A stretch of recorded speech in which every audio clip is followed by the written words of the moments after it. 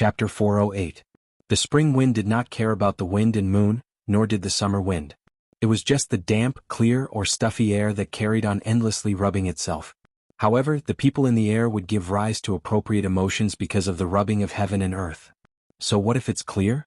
Do you think the Qing Emperor will believe your statement? Haitang was wearing a light green robe with 2 large pockets sewn on it.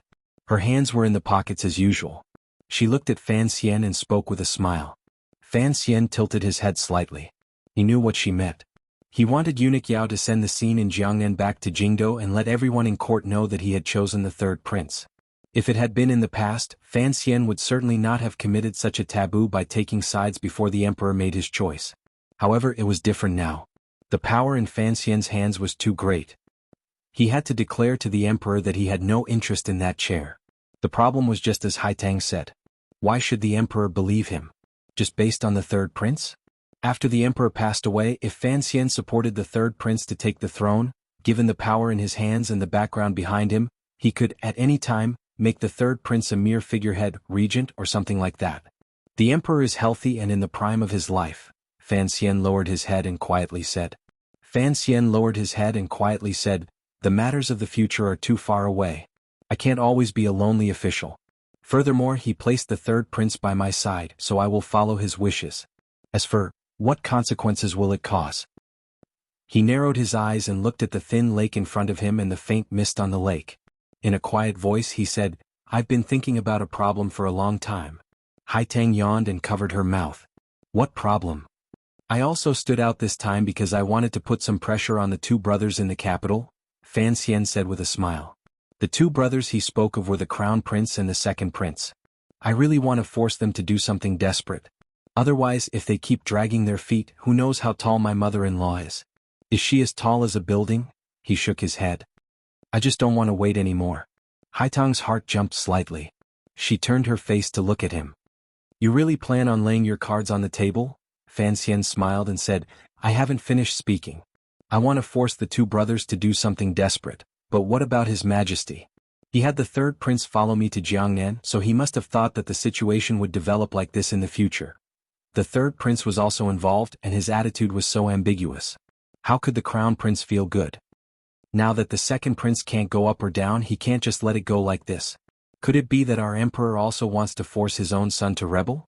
After clarifying his doubts, the chill in his heart eased a little and he let out a sigh. Haitang lowered her head and said, Even if the imperial clan is heartless in the end, he is still a father. Is there a need to toy with his own son like this? Fan Xian nodded. That is also what I do not understand. Congratulations, Haitang suddenly said. Fan Xian asked in surprise, what is there to be happy about? Since your thoughts are so similar to your country's emperors, then in the coming year, naturally you will win, Haitang said softly. Fan Xian thought for a moment and then quietly said, It looks like you have more confidence in my emperor than I do in him. Because you are a southerner? Haitang said indifferently. Because after you entered the capital, the Qing emperor has always appeared somewhat quiet, so you have not experienced his terror. When he was still the crown prince, he led 3 expeditions to the north. With a remote Qing kingdom, he split the mighty Wei kingdom into pieces and beat all the other countries under heaven until they were as silent as cicadas in winter. Such methods, such terror, if I stand in your position and think about it, naturally I have great confidence in him. The ruler of your country is a great ruler. Haitang very directly praised the foreign emperor. In these 2 years the lion hasn't been sleeping. He's just narrowing his eyes to digest the food in his stomach. However, if someone really dares to try and touch his position, his eyes will open and he will mercilessly tear the enemy into countless pieces. Fan Xian fell silent. Actually, I understand. That is why I want to do this matter, not him. When all is said and done, you are still a passionate person. Haitang gazed at him with a not quite there smile. Although you often like to hide your benevolence under the guise of selfishness, you are still a passionate person. If the Qing emperor finally acts in a rage, blood will flow like rivers. You do not want to see this situation, so you want to do it yourself, to suppress the destructive power of this matter to the minimum. Fan Xian lowered his head, tacitly agreeing with this statement. No matter how much hatred he had with the eldest princess of Xinjiang, the crown prince, and the second prince, the eldest princess was after all Wan'er's birth mother. That lovely Yi Ling, had also become the second princess. Once the battle over the throne erupted, it would certainly bring disaster to the family. Fan Xian was a cold and emotionless person in many ways, but he did not want thousands of heads to hang on the walls of Jingdo and dirty blood to wet the walls. The second prince, who was very similar to him, smiled so shyly. Could he still smile like that after becoming a human head? If the emperor and he won, what would happen to the Yi family? What would happen to Yi Ling? For Fan Xian this was a problem. For the emperor this was not a problem. Thus, Fan Xian strongly hoped to be able to take the initiative in solving this problem, but Haitang quietly said, "You should also understand that you alone cannot solve this problem. Your enemies still have many powers that are beyond what you can handle. Against those people, the Qing emperor has his own plans. He does not need you to do it for him. In the end, you are only the sharpest sword in his hand, and he is the hand holding the sword." Fan Xian knew she was talking about the Juanshan conference and nodded silently. "There is also the Empress Dowager," Haitang said with a slight smile. Fan Xian found a glimmer of sadness in the smile in her eyes. He couldn't resist muttering, "Both empresses are very troublesome." It was clear that Haitang did not want to continue this unsolvable topic. Her gaze, intentionally or not, landed on the ancient sword at his waist. Wang Qinian sent it. Fan Xian met her gaze and explained, "I heard it was the sword of the last Wei emperor."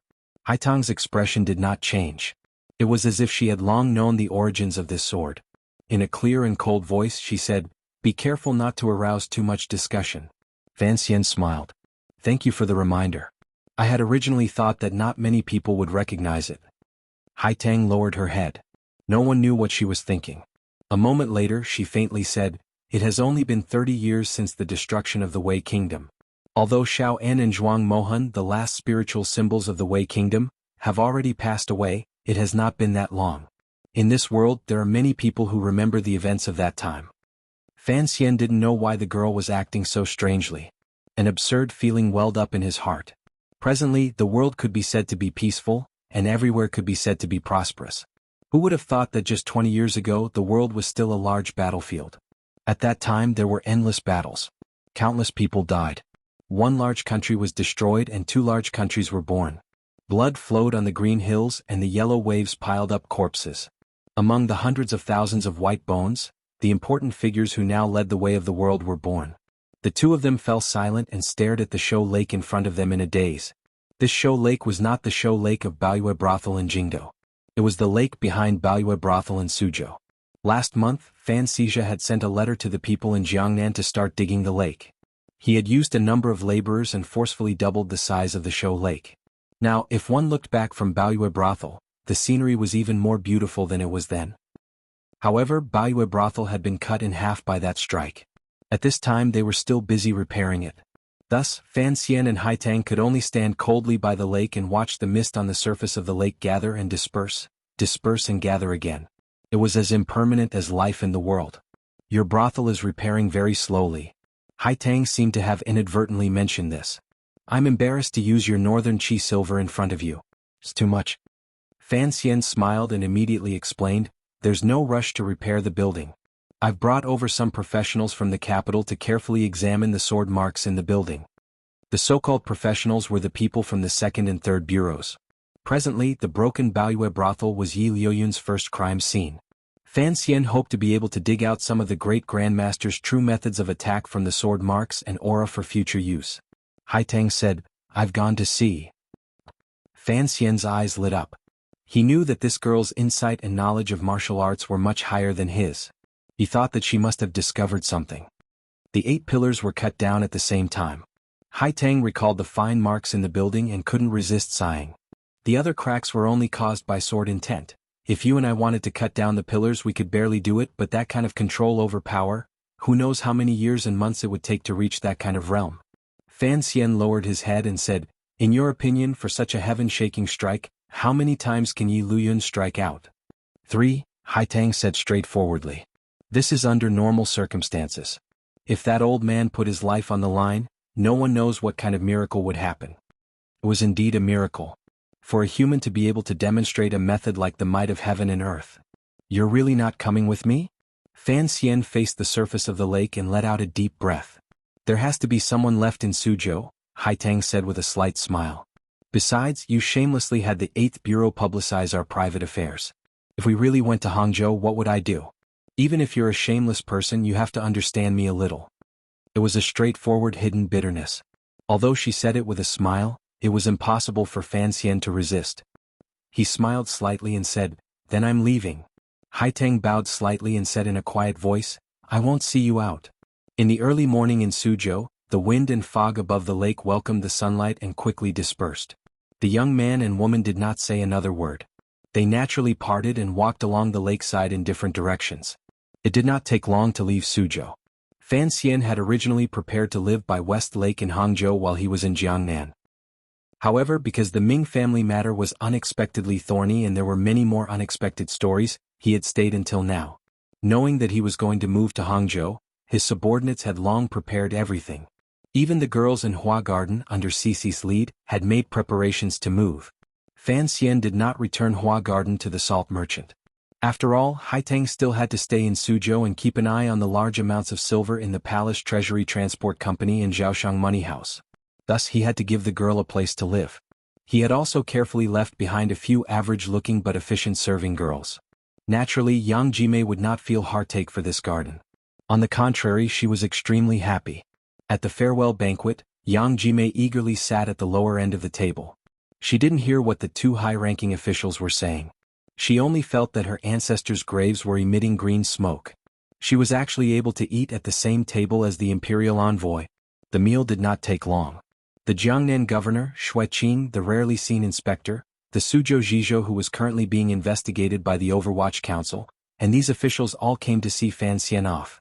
However, because of the vicious situation in the bamboo shed that day with the dragon raising its head, none of the Jiangnan officials, big or small, dared to give any gifts. However, Xue Qing did not avoid preparing expensive gifts. The weight of the gift list made Fan Xian involuntarily speechless. After the banquet, Fan Xian and Xue Qing walked casually in the garden. Fan Xian smiled and said, "Sir, you spoil me like this. First, I can't afford it. Second, how can I properly lecture these Jiangnan road officials in the future?" His words carried a double meaning. Xue Qing laughingly scolded, "It's not like it's for you. You have to take it even if you don't want to." Fan Xian was puzzled. Xue Qing said in a clear voice, "Half of it is for the young lady of the Lin family. No, it should be Lady Fan. It's her first time in Hangzhou, so she certainly didn't bring enough things with her. This is for her." He continued, "The other half is for my teacher. I have been busy with official business in Suzhou and have been unable to go personally to express my filial piety. I hope Sir Fan Jr. will help me bring this gift." Fan Xian smiled. A few days ago he had already informed Xue Qing of his upcoming trip to Wuzhou and had written it in a letter to the emperor. Only now did he remember that no matter what, Xue Qing had to prepare a heavy gift. Having thought this through, he didn't say anything more. In a quiet voice, Fan Xian said, "I will be in Hangzhou. If you have any orders, please send a letter." "I wouldn't dare," Xue Qing smiled and said. "You are also the imperial envoy. I wouldn't dare to give orders, but there will always be trouble." Fan Xian casually replied. He knew that Xue Qing had long hoped for him to leave Suzhou, so he didn't point it out. Just as they were about to part, Xue Qing suddenly opened his mouth and asked, "Sir Fan Jr., there is one thing I have not found the answer to." "Sir, please speak," Fan Xian said seriously. Xue Qing was silent for a moment and then said, "Sir, just how old are you this year?" Given his status as the Jiangnan governor, he didn't use conventional greetings. Instead, he used the tone of an elder to ask. Fan Xian chuckled and said, 19. Xue Qing paused slightly. On the contrary, it was the truth of the rumors that he didn't dare believe. He couldn't resist shaking his head and smiling bitterly. Indeed, heroes come from the youth. After the imperial envoy left the city, Hua Garden immediately became much quieter. Suzhou, which had long been under the powerful pressure of the Overwatch Council and Fan Xian, seemed to come alive in a day. After confirming that the black carriages from the Fan Manor had left the city gates, the people of Suzhou began to spread the news. Hot tears filled their eyes. The treacherous official had finally left. Some people even began to set off firecrackers. That night, the officials of Jiangnan Road, particularly the Suzhou government, also began to celebrate. They congratulated each other for not having been invited by the Overwatch Council to drink tea. As for the officials who had already fallen, no one gave them another glance. Although Suzhou and Hangzhou were not far apart, it was impossible for Fan Xian to hear the firecrackers of the Suzhou people sending off the plague. Later, although the secret agents of the Overwatch Council had reported it, He had only dismissed it with a laugh. The group of people stayed in the Peng family manor by West Lake in Hangzhou and returned to the time when they first arrived in Jiangnan. Fan Xian's but hadn't even touched the ground when he asked, "Where is the madam?" A subordinate reported, "There seems to be some obstruction. There's also Shazhou." Fan Xian was slightly startled. A wave of unease rose in his heart. After thinking for a moment, he didn't say anything more. Leading the 7 tiger guards, he rode toward Shazhou. Dusk arrived in Shazhou. Because Fan Xian was worried about Wanner, he gave up his usual carriage and rode directly. When he entered Shazhou, he felt as if his entire body was falling apart. The faces of the subordinates and tiger guards behind him were deathly pale. They had almost collapsed from exhaustion on this day's journey. A dozen fine horses broke through the silence of the night in Shazhou and came directly to a manor. This manor had once been Jiangnan Shui Han's branch in Shazhou. Now it had long been taken over by the Overwatch Council. After some repairs, it had become Fan Xian's private residence in name. Fan Xian flipped off his horse. Ignoring the greetings of his subordinates at the door, he directly charged into the courtyard. Just as he was about to enter the stone steps into the inner residence, he saw a familiar person. It was the wife of the Teng family. Fan Xian furrowed his brows and asked, "What is it, young master?" A glimmer of joy flashed through the eyes of the wife of the Teng family. "Why are you here?" "The mistress is fine. She is just resting in the room." Fan Xian didn't believe her. Logically speaking, Wanner should have arrived in Hangzhou today. She had probably been delayed because something had happened to her body. He hurriedly pushed open the door and entered. Like a gust of wind, he swept to the side of the bed. With a flip of his hand, the wind pushed the door shut tightly. He gazed at the girl lying on the bed and the threat of exhaustion on that familiar and beautiful face. He couldn't resist feeling heartache and said, "Your body isn't good, so walk slower." Lin Wanner gazed at him with a smile and said, "Walk slower, so you'll have more time to be happy?" Fan Xian smiled and said, "Where did you get all these witty words from?" As he spoke, his finger had already gently rested on his wife's jade-white wrist and began to feel her pulse. What Fan Xian was most worried about was Wanner's body. After all, she had been infected with a lung disease for a number of years. Although he had carefully taken care of her these 2 years and had the medicine teacher Fei Jie personally made, Wanner's body was still weak. He was afraid she wouldn't be able to stand the cold on the road. His finger gently rested on Wanner's wrist. Fan Xian's expression gradually became serious, particularly the feeling of his hand. It made his heart jump slightly. How had Wanner become so thin? "You stopped taking the medicine?" Feeling the abnormality of the pulse, Fan Xian pulled back his finger like he had been electrocuted. He gazed at his wife in shock. His eyes were filled with concern and confusion. Lin Wanner slowly pulled back her hand and gently coughed. She gazed at Fan Xian and spoke calmly with a glimmer of determination and joy. "Yes, I stopped taking the medicine." Before Ruoruo left, she brought Master Ku He to the manor to sit for a while. Master Ku He said that Sir Fei's medicine was too powerful. If Wanner wanted to have children, she had to stop taking the medicine. To be continued. If you want to know what happened after, please log on to www.cmfu.com. More chapters. Support the author. Support original reading. Chapter 409. Hearing Wanner's words, Fan Xian's face immediately darkened. He immediately remembered that his wife's body was not well. He quickly put on a warm smile and said, "What are you thinking about?" "Sir Fei is my teacher. He has seen me grow up. When we were married, that medicine was a good medicine that my teacher had painstakingly fished out of Dongyi. How could he not understand the principle of being a tyrant? During this year you've been taking that medicine. Your body is clearly getting better. You can't stop, you silly girl." Lin Wanner smiled slightly. There was a glimmer of tiredness in her smile. In a quiet voice she said, "Naturally Sir Fei's medicine is good, but what Master Ku He said." Without waiting for his wife to finish, Fan Xian had already said firmly, "Of course Master Ku He is at the top of the world when it comes to fighting and discussing. But when it comes to treating illnesses and taking medicine, he can't even compare to a finger of my teacher and I. Listen to him. It's better to listen to a sow." Although he was restraining himself, Wanner still heard the anger in the depths of his words. Gently pulling on his hand, she comfortingly said, "Don't be angry. Although I've stopped taking the medicine, the imperial doctor has come to see me. He said that my old illness has healed. It is just that the qi in my body has been rushing recently, so my body is a bit weak." Fan Xian shook his head and half sat on the bed. Pulling Wanner into his embrace, He gently patted her shoulder and said, "Your body is the most important. Don't listen to what other people say." Wan leaned into his embrace and was silent for a moment. Slowly she said, "But I really want to have a child." Fan Xian was silent. No one knew what he was thinking. A moment later he said, "I don't want to be angry at you, but I want you to know that there is nothing to discuss in this matter. As long as your body is good, what does it matter if you have a child or not?" In the present world, not having an heir was considered a great sin. Wan and Fan Xian had been married for a year and a half, yet there was still no movement in her stomach. This girl always remembered this matter and felt very sad. Hearing Fan Xian's powerful and resonant words at this moment, she couldn't help but be startled for a moment. Wan's emotions were very complicated. She seemed to be happy, but there was also a faint sadness mixed with a bit of embarrassment. Fan Xian looked at his wife's sad expression in his arms and couldn't help but sigh. He stretched out his finger and gently rubbed between her brows.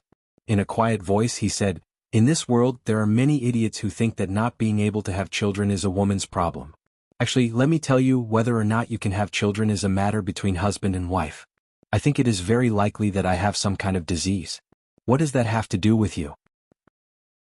This was a joke meant to comfort Wan, but Wan was dumbfounded. She thought that her husband was really thick-skinned, to be able to say that word. She had no idea what he was talking about, but she vaguely understood that he was trying to put the blame on her. She couldn't help but roll her eyes. "What nonsense are you talking about? What does it have to do with a man whether or not I can have children?" Fan Xian laughed and said, "Who said it doesn't matter? Why don't you try asking old Yao and old Dai in the palace to give birth to 2 children? Wan was startled again. Fan Xian continued to smile and said, "Even the incomparably profound eunuch Hong wouldn't be able to have a child if you asked him to. So, having children is a matter between a man and a woman." Wan immediately came back to her senses. A blush appeared on her cheeks. She spat and said, "The more you talk, the more ridiculous it is." Fan Xian stopped laughing and said seriously, "Then let's talk about serious things. You have to insist on taking the medicine." Wan listened and made a sound of acknowledgement, but her eyes flashed. Fan Xian lowered his head to look and couldn't help but sigh in his heart. He knew he would not be able to convince her. This girl was usually a simple and cheerful person. Inside she was exceptionally intelligent. However, when it came to important matters that involved her and Fan Xian, she was particularly stubborn. The scientific reasoning that Fan Xian spoke of was probably something that even someone as unconventional as Haitang would not believe. Naturally, Wan was the same. "Why must we have children?" Fan Xian tenderly held his wife and quietly said, "Look at your childhood life in the palace. Think of how I was exiled to Danzhou as a child. You will know that after we have children we still have to raise them. If we can't raise them well, we might as well not have had them in the beginning." Wan lowered her head and pressed her lips together. Very calmly and confidently she objected, "We are not them. We can raise children well." Fan Xian felt a glimmer of helplessness. "But, if it really can't be born because of me, then it's better not to have children. It's not as important as your body." Although Wan felt warm, she still stubbornly shook her head. "I just want a child." Fan Xian felt a headache coming on and said, "Always so stubborn." Wan raised her head to look at him. Her long eyelashes gently blinked. "I want to have a child with you. This year you've been either in northern Qi or Jiangnan. I've been very lonely." Although it was only a part of the reason, it still made Fan Xian feel a deep sense of guilt. He didn't know what to say. The two of them hugged each other quietly. Perhaps it was because she was aroused by the body heat. Wan began to cough gently again. She didn't want Fan Xian to worry, so she forcefully suppressed it. Her little face was bright red and appeared very pitiful. Fan Xian's heart ached. He gently rubbed her chest and comfortingly said, "Don't think so much. After we get to Hangzhou, I'll help you take good care of yourself. As for Sir Fei's medicine, I'll analyze it in detail. No matter what, you can't stop." Wan raised her head and gazed at him pitifully like a kitten. Fan Xian's face darkened and pretended to be fierce. "This matter is not up for discussion." Wan pouted her full lips and rubbed her head against his chest unwillingly. Fan Xian sighed and began to massage her to relax her mind. His fingers moved around and sent in threads of pure Tianyi Daojinshi. Wan felt her body warm up and her mind gradually become clear. After a long and arduous journey, the exhaustion in her body grew stronger. Just like that, she peacefully leaned against his body and fell asleep. Fan Xian walked out of the bedroom and stretched, relaxing his stiff limbs. The wife of the Ting family came up to greet him and told him what had happened along the way. As Fan Xian listened, he nodded his head. It looked like after leaving Jingdo and not under his father's watch, Wanner had stopped taking the medicine. This action could be said to be brave, but it could also be said to be reckless. However, Fan Xian could not feel any anger. Although, in the depths of his heart, he still thought that Wanner should love herself the most. In the end, it was for the matter of the child. How could he bear to make Wanner sad? He ordered the wife of the Teng family to prepare the commonly used medicine. The wife of the Teng family said awkwardly, "If the mistress doesn't want to take it, what should we do?" Fan Xian lowered his head and thought for a moment. "When it's ready, tell me. I'll go feed her." Joy surged onto the wife of the Teng family's face. She praised the heavens a few times and happily left. Arriving at the front hall, Deng Ziyu, who he had sent to the west of Shazhou to pick up Wanner, bowed and greeted him. He also told him what had happened along the way. Presently, the Jiangnan water bandits were well behaved. There was also the Jiangnan Navy stationed in Shazhou, so Wanner and her group went down the river without encountering any problems. Fan Xian nodded and sat in the chair. Suddenly he sighed. A faint worry rose to his face. Deng Ziyu paused slightly. He thought to himself, even when his superior was facing the second prince in Jingdo or killing people in the night in Jiangnan, he had never revealed such a serious expression. What was going on? He guessed in his heart that the battle for the first wife in the Fan Manor had already begun. He couldn't help but lower his head in fear and keep quiet, not saying a word. Fan Xian had no idea what he was thinking in his heart. He was only thinking back to what Wanner had said earlier. Sir Fei's medicine really had such serious side effects. From Danzhou to Jingdo before they were married, before he met Wanner in the Qing temple, Fan Xian knew that his wife had been infected with tuberculosis. In today's world, this illness was basically an incurable disease. However, when a young man and woman met, they always had incomparable courage to welcome the future disaster. At the time, he had only forcefully suppressed the faint fear. Fortunately, there was Sir Fei. On the night of the wedding, Sir Fei had hurried back from Dongyi with great difficulty and brought back the strange medicine that specialized in treating tuberculosis. The medicine was called ice smoke. This medicine took a full 4 years of Sir Fei's time. 4 years before the wedding, there were already rumors of a marriage between the Fan and Lin families in the palace. After using so much energy and time, the strange medicine was indeed effective. After the wedding, Wanner persisted in taking it. Each time, she only scraped a small amount from the pill and swallowed it with a medicinal soup. Her body gradually improved and she no longer coughed. The imperial physicians in the palace all thought that the princess' tuberculosis had already been miraculously cured. But, side effects? Vinegar made turtle shell. Fan Xian thought back to the ingredients in the pill. Rehmannia, donkey's gelatin, beeswax. What does this have to do with making a child? He immediately thought of Fei Jie's expression when he spoke on the night of the wedding. After taking the medicine, you are forbidden from sexual intercourse for a month. Naturally, this was a naughty joke. Now that Fan Xian thought back, he realized that his teacher seemed to have hidden some important information. Later, Fan Xian had always felt it was strange why Sir Fei rarely saw him. It was as if he was hiding from something. Could it be? The true side effect of this iced smoke was to harm the patient's reproductive function? Fan Xian sat in the chair and couldn't help but shake his head. As long as Wanner's illness could be cured, as long as her tuberculosis did not come back, as long as she was healthy, was it important whether or not she could make a child? Speaking of his previous life, Fan Xian felt that the most inexplicable scene in that world was the one he would occasionally see on television or in novels. The doctor in the delivery room, full of caution, came out of the delivery room and told the family of the pregnant woman that she had a difficult labor and could only save one. Should they save the adult or the child? Save the adult or the child? Was there a need to ask? Fan Xian had always thought this was the stupidest question. It was absolutely stupidest to the extreme. Fan Xian was not an idiot. But, old bald donkey. Fan Xian stared coldly at the stone floor in front of him. The evil fire in his eyes burned brightly. Sinisterly he said, "You big idiot." Deng Ziyu paused. He didn't understand the word idiot, but it was clear that the commissioner was already angry to the point of exploding. He quickly comforted, "Sir, don't be angry, don't be angry." Fan Xian opened his mouth and cursed loudly, "Calm my asteriscus." He slammed his palm down and directly smashed the table beside him into pieces. He cursed sinisterly, "That goddamn old bald donkey, what exactly are his intentions?" Regardless of whether or not Sir Fei's medicine had side effects, It was truly and greatly beneficial to Wanner's body. After Wanner stopped taking the medicine, her body clearly weakened. Who knew what would happen in the future? Wanner stopped taking the medicine because Kuhi had pointed out this matter? But why would Kuhi do this? Fan Xian did not think that Kuhi was a person who purely bemoaned the state of the universe and pitted the fate of mankind.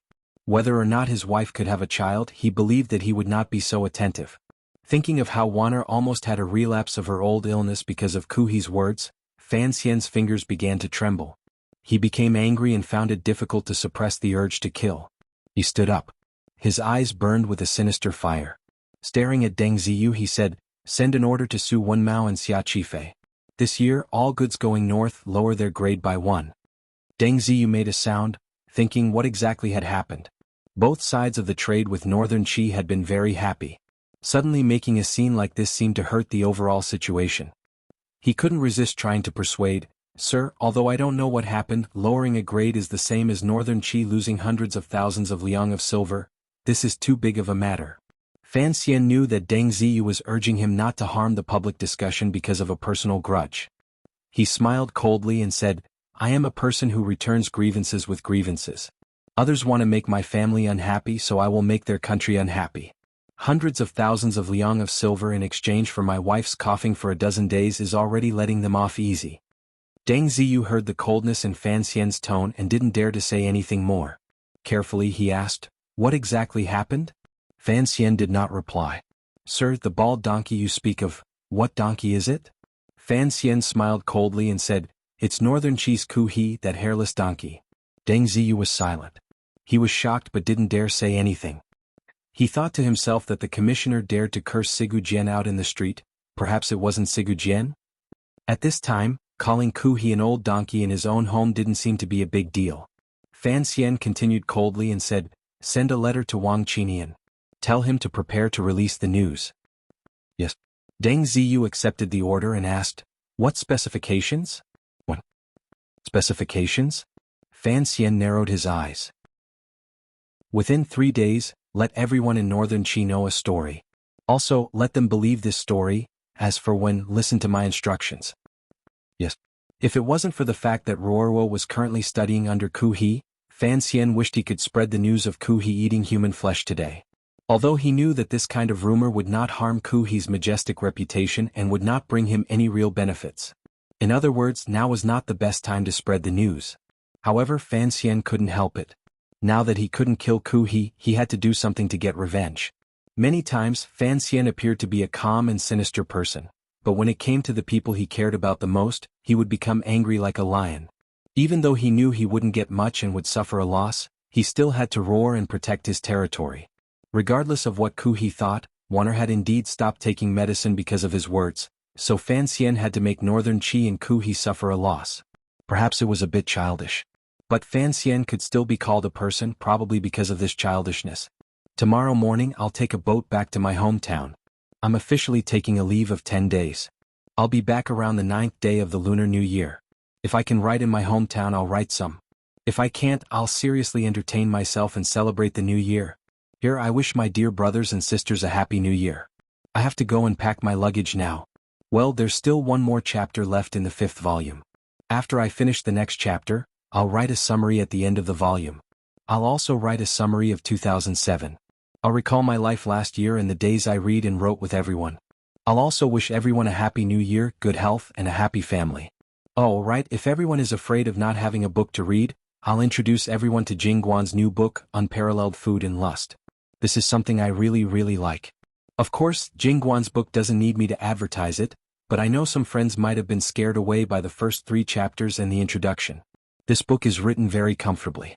Personally, I think it's much better than The Beast's Blood. At least the opening chapter is much better. I can't give a detailed evaluation. I can only say that Jingguan is very talented.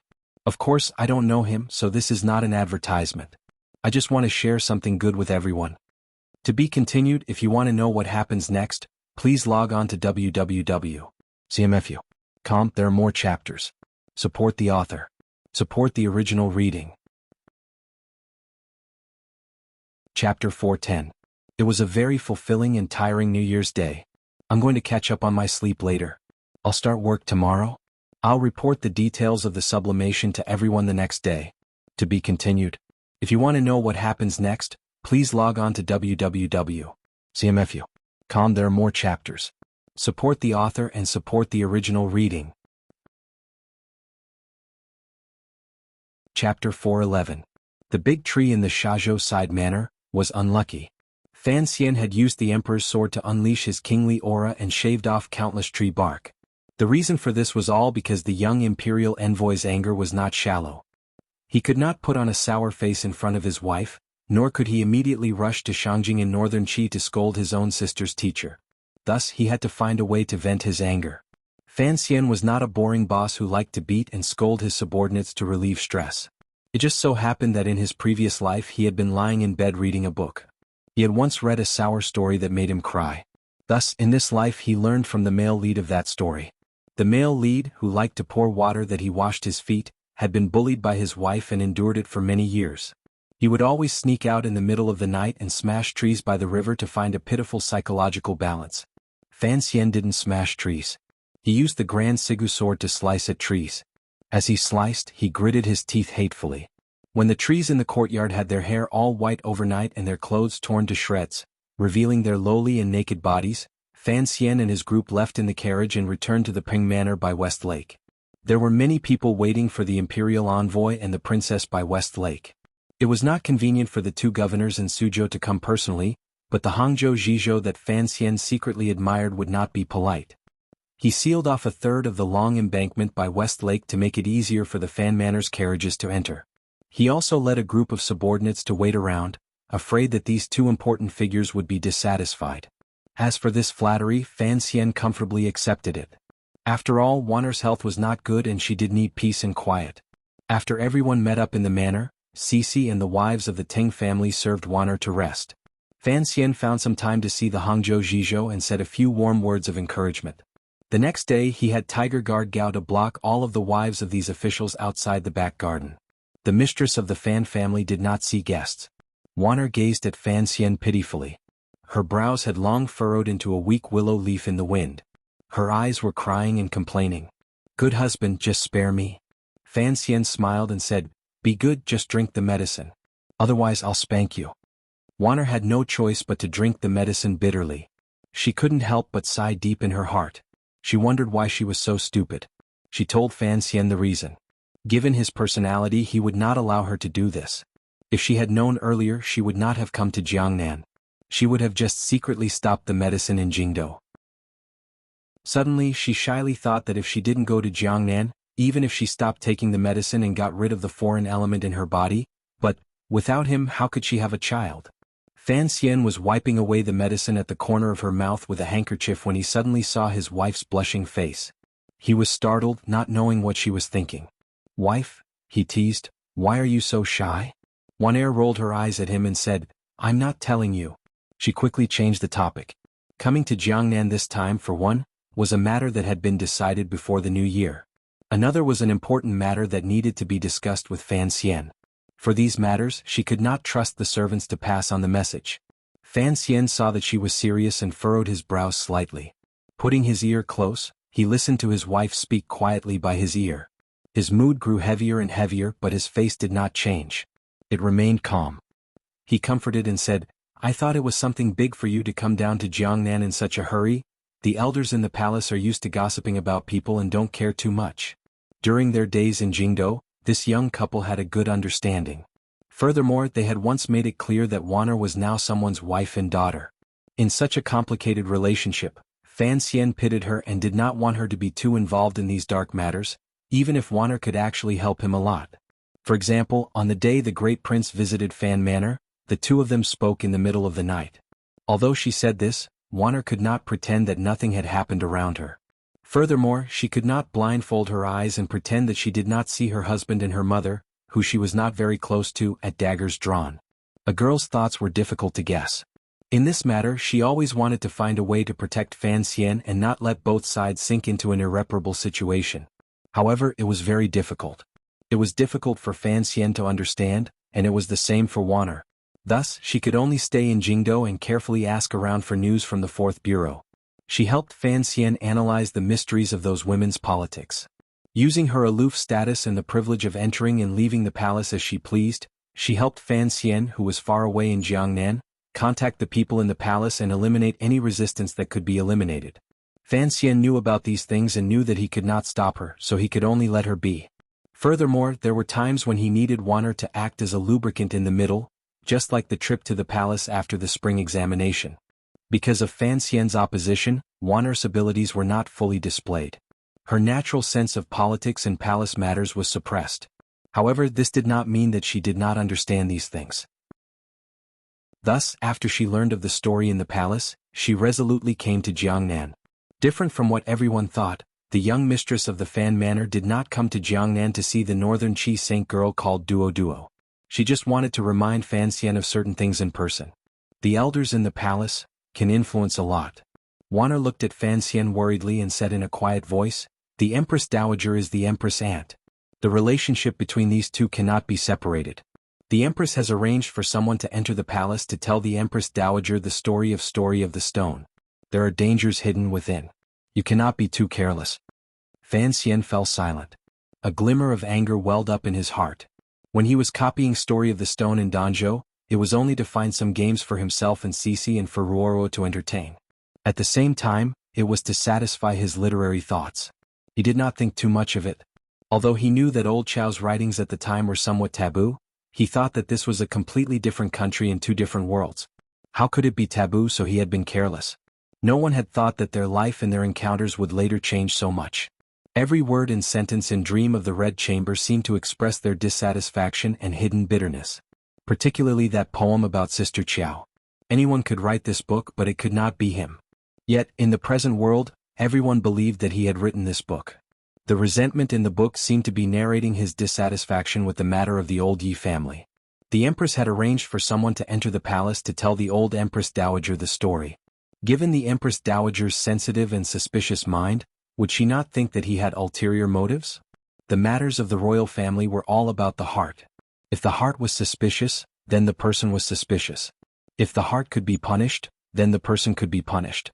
Fan Xian thought quietly for a while and found that this was indeed a problem he was about to face.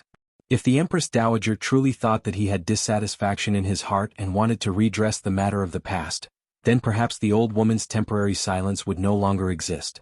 Presently the Qing kingdom was governed by filial piety. Whatever the Empress Dowager said, his emperor would have to express it. However, this was not a big problem. Fan Xian had been in Jiangnan for a long time, and his strength had reached a certain level. These small waves would not make him very afraid. He gently patted his wife's hand and warmly said, "Don't worry, even if that old woman suspects me, so what? I haven't done anything. She can't just ask the emperor to strip me of my position."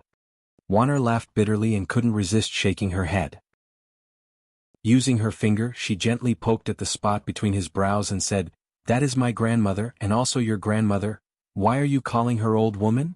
Fan Xian chuckled and said, "Speaking of which, when I saw you in the Qing temple, I would never have guessed that you would be my cousin."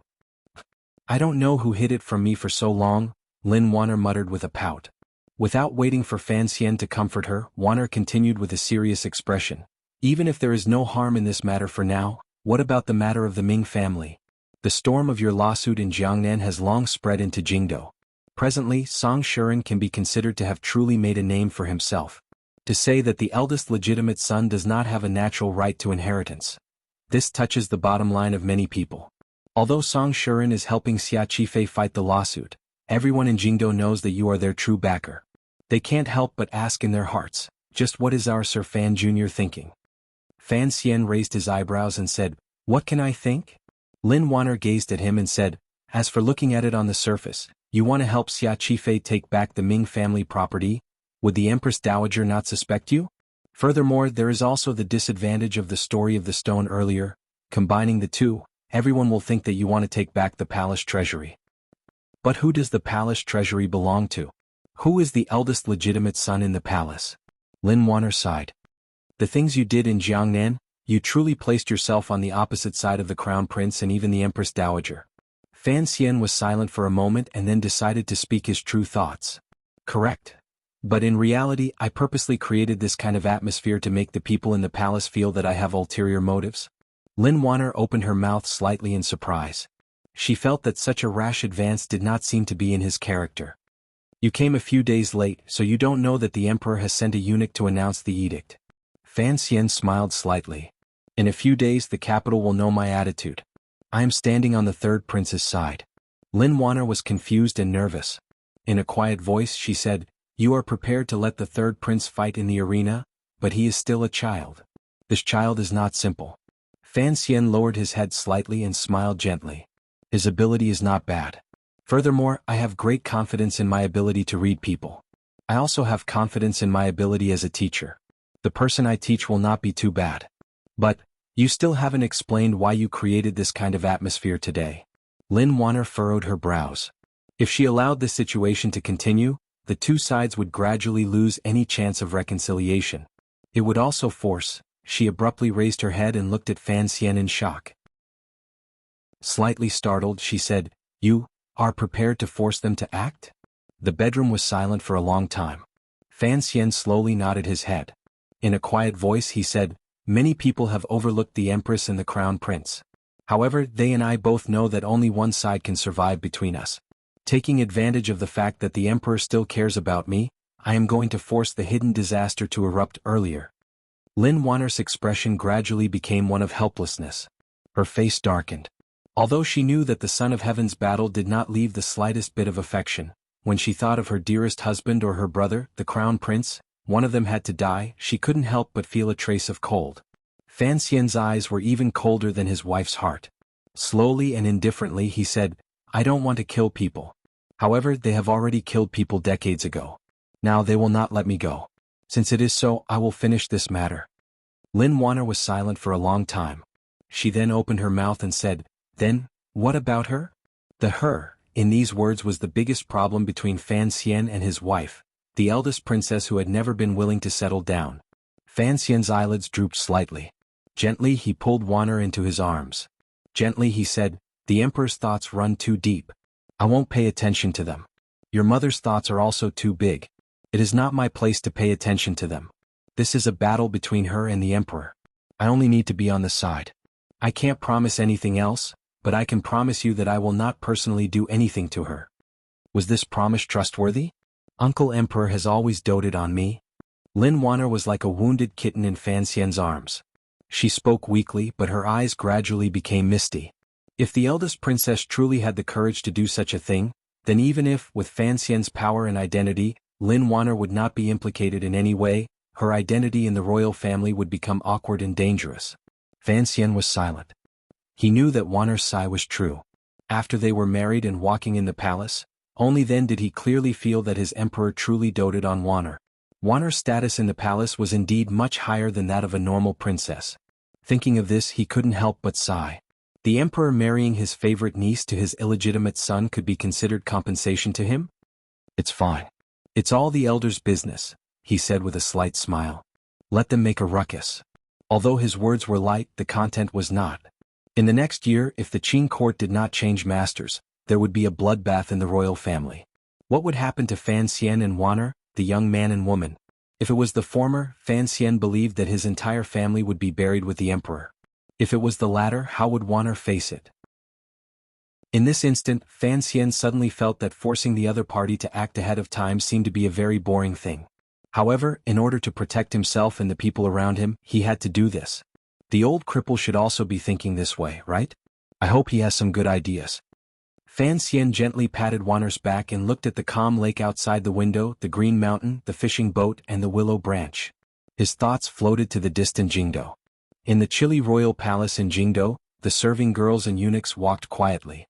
Occasionally, some of the younger serving girls would giggle and immediately be harshly scolded by the old nannies. Spring had ended and the beginning of summer had arrived. The trees in the palace were luxuriant, but the people in the palace still did not have a sliver of freedom. Guangxin Palace had once been the eldest princess's palace.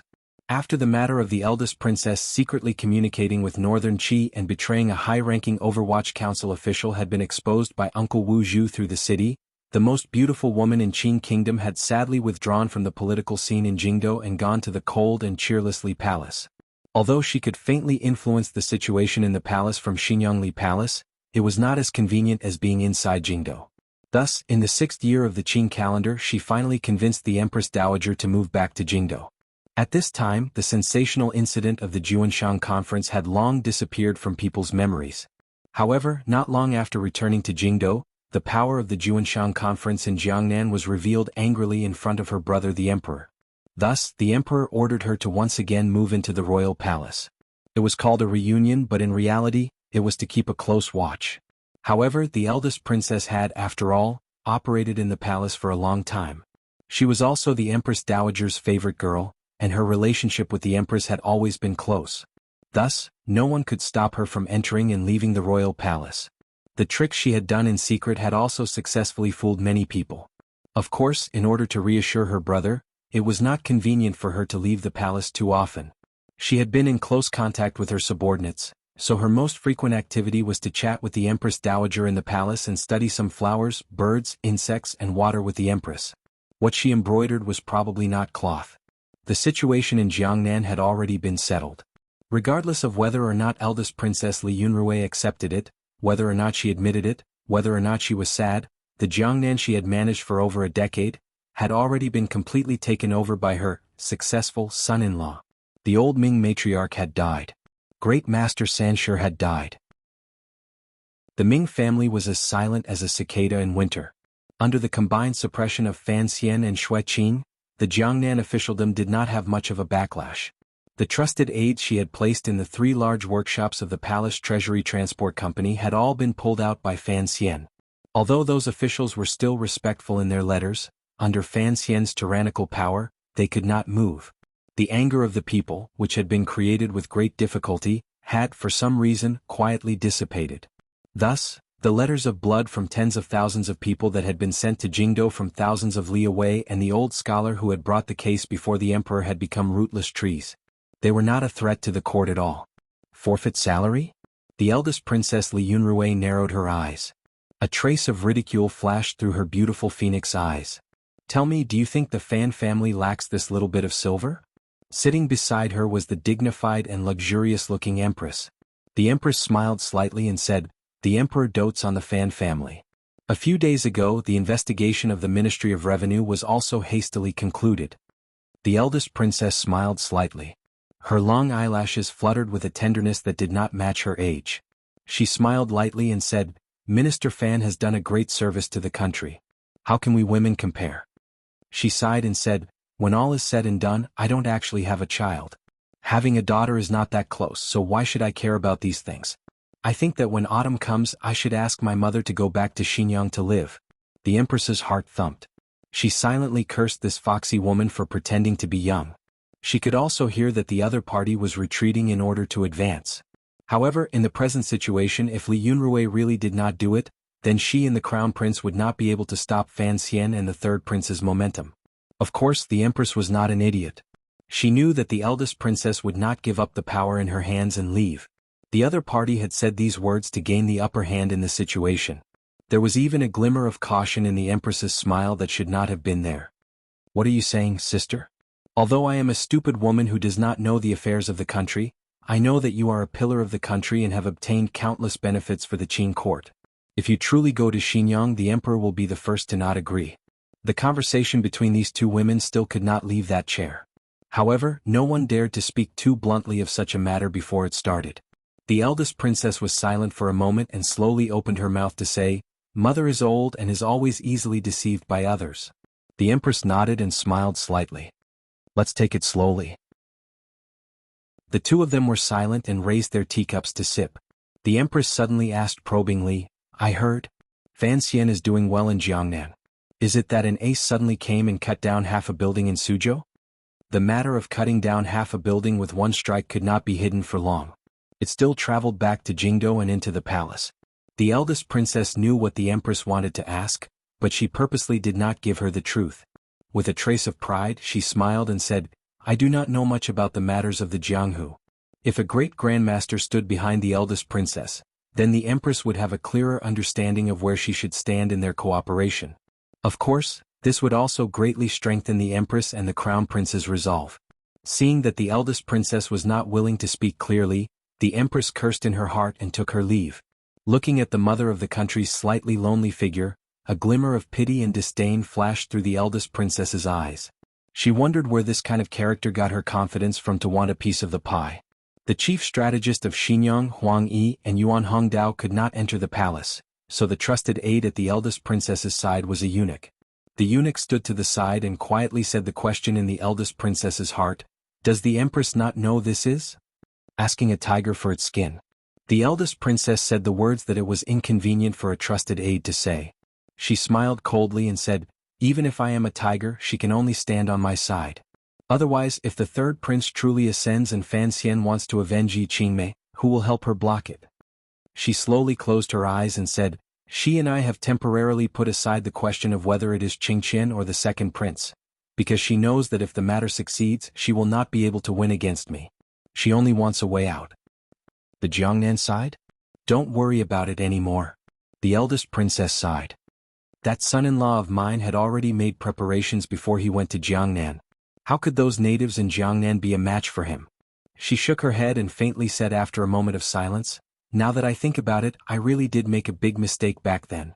If it wasn't for the Nyolan Street incident, how could Fan Xian and I have become like this? If he stood by my side, who in this world could oppose us?" Not waiting for the eunuch to reply, she laughed self-mockingly. What a fantasy.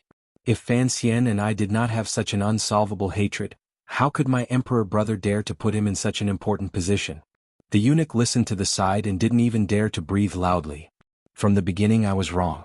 A glimmer of coldness and decisiveness flashed through the eldest princess's beautiful face. No matter how powerful Fan Xian is, he will still be held by the palace's strings by his limbs. Why should I care about this puppet? What I should care about is the person holding the strings. In Hongguang Palace, not far from Guangxin Palace, the Empress Dowager was half-lidded. After all, she was old. Her spirit was not as good as it had been in the past, and the decisiveness to kill in her heart was also not as good as it had been. Stop, stop. The old woman stopped the storytelling serving girl in the palace with disgust. She glanced at the book in the serving girl's hand and didn't speak for a moment. It's all preposterous words. I don't know why so many people in the marketplace like to read it, an old nanny at the side said in a fawning voice. The Empress Dowager shook her head. A moment later she quietly said, "Children, it is normal to be a bit dissatisfied." The old nanny didn't say anything more. A complicated emotion flashed through the Empress Dowager's eyes. How could she not know why the Empress wanted her to read the story of the stone? Although she was indeed angry at Fan Xian's resentment, she was even angrier at the Empress's actions. No matter how wrong Fan Xian's mother was, Fan Xian was, after all, a descendant of the royal family. This was what the Empress Dowager valued the most. How long has Chen'er been gone? The Empress Dowager suddenly thought of her favorite granddaughter and asked the person beside her. The princess should already be in Hangzhou by now. I've also been to Jiangnan. The scenery there is not bad. It's just that those women are too presumptuous. The Empress Dowager furrowed her brows and ordered, no matter how much effort the Fan family put into preparing, it cannot compare to the things in the palace. Have someone prepare some things to send to Jiangnan. The old woman thought for a bit and then said, "Go ask Chen'er if she is used to living by West Lake. If she doesn't like it, have her move to the temporary imperial residence on the mountain." The old nanny quickly made a sound of acknowledgement. Inside the royal study, the Qing emperor, who had just finished the imperial conference, rubbed tiredly between his brows and took a sip of warm ginseng tea. Looking at the scenery outside the window that never seemed to change, he furrowed his brows in disgust. "Hangzhou," the emperor unconsciously called out. Only after calling out did he remember that Hangzhou had already been moved to the Eastern Palace by him for half a year. He couldn't help but smile self-mockingly. "Your Majesty, what orders do you have?" the head eunuch beside him asked respectfully. The emperor shook his head and gently coughed a few times. The echo echoed through the royal study. He couldn't help but be startled. He thought that perhaps he really was getting old. Hearing the echo of his cough, he realized that he was very lonely. Go to the little building and have a look. He brushed his dragon robe, straightened his chest and walked toward the door. The eunuch behind him quickly followed. They were only in time to hear the emperor faintly sigh, "When do you have time to go to Danzhou and have a look?" This year, the Qing kingdom was no different than any other year. The palace was still lonely and dirty. Outside the palace was still bustling.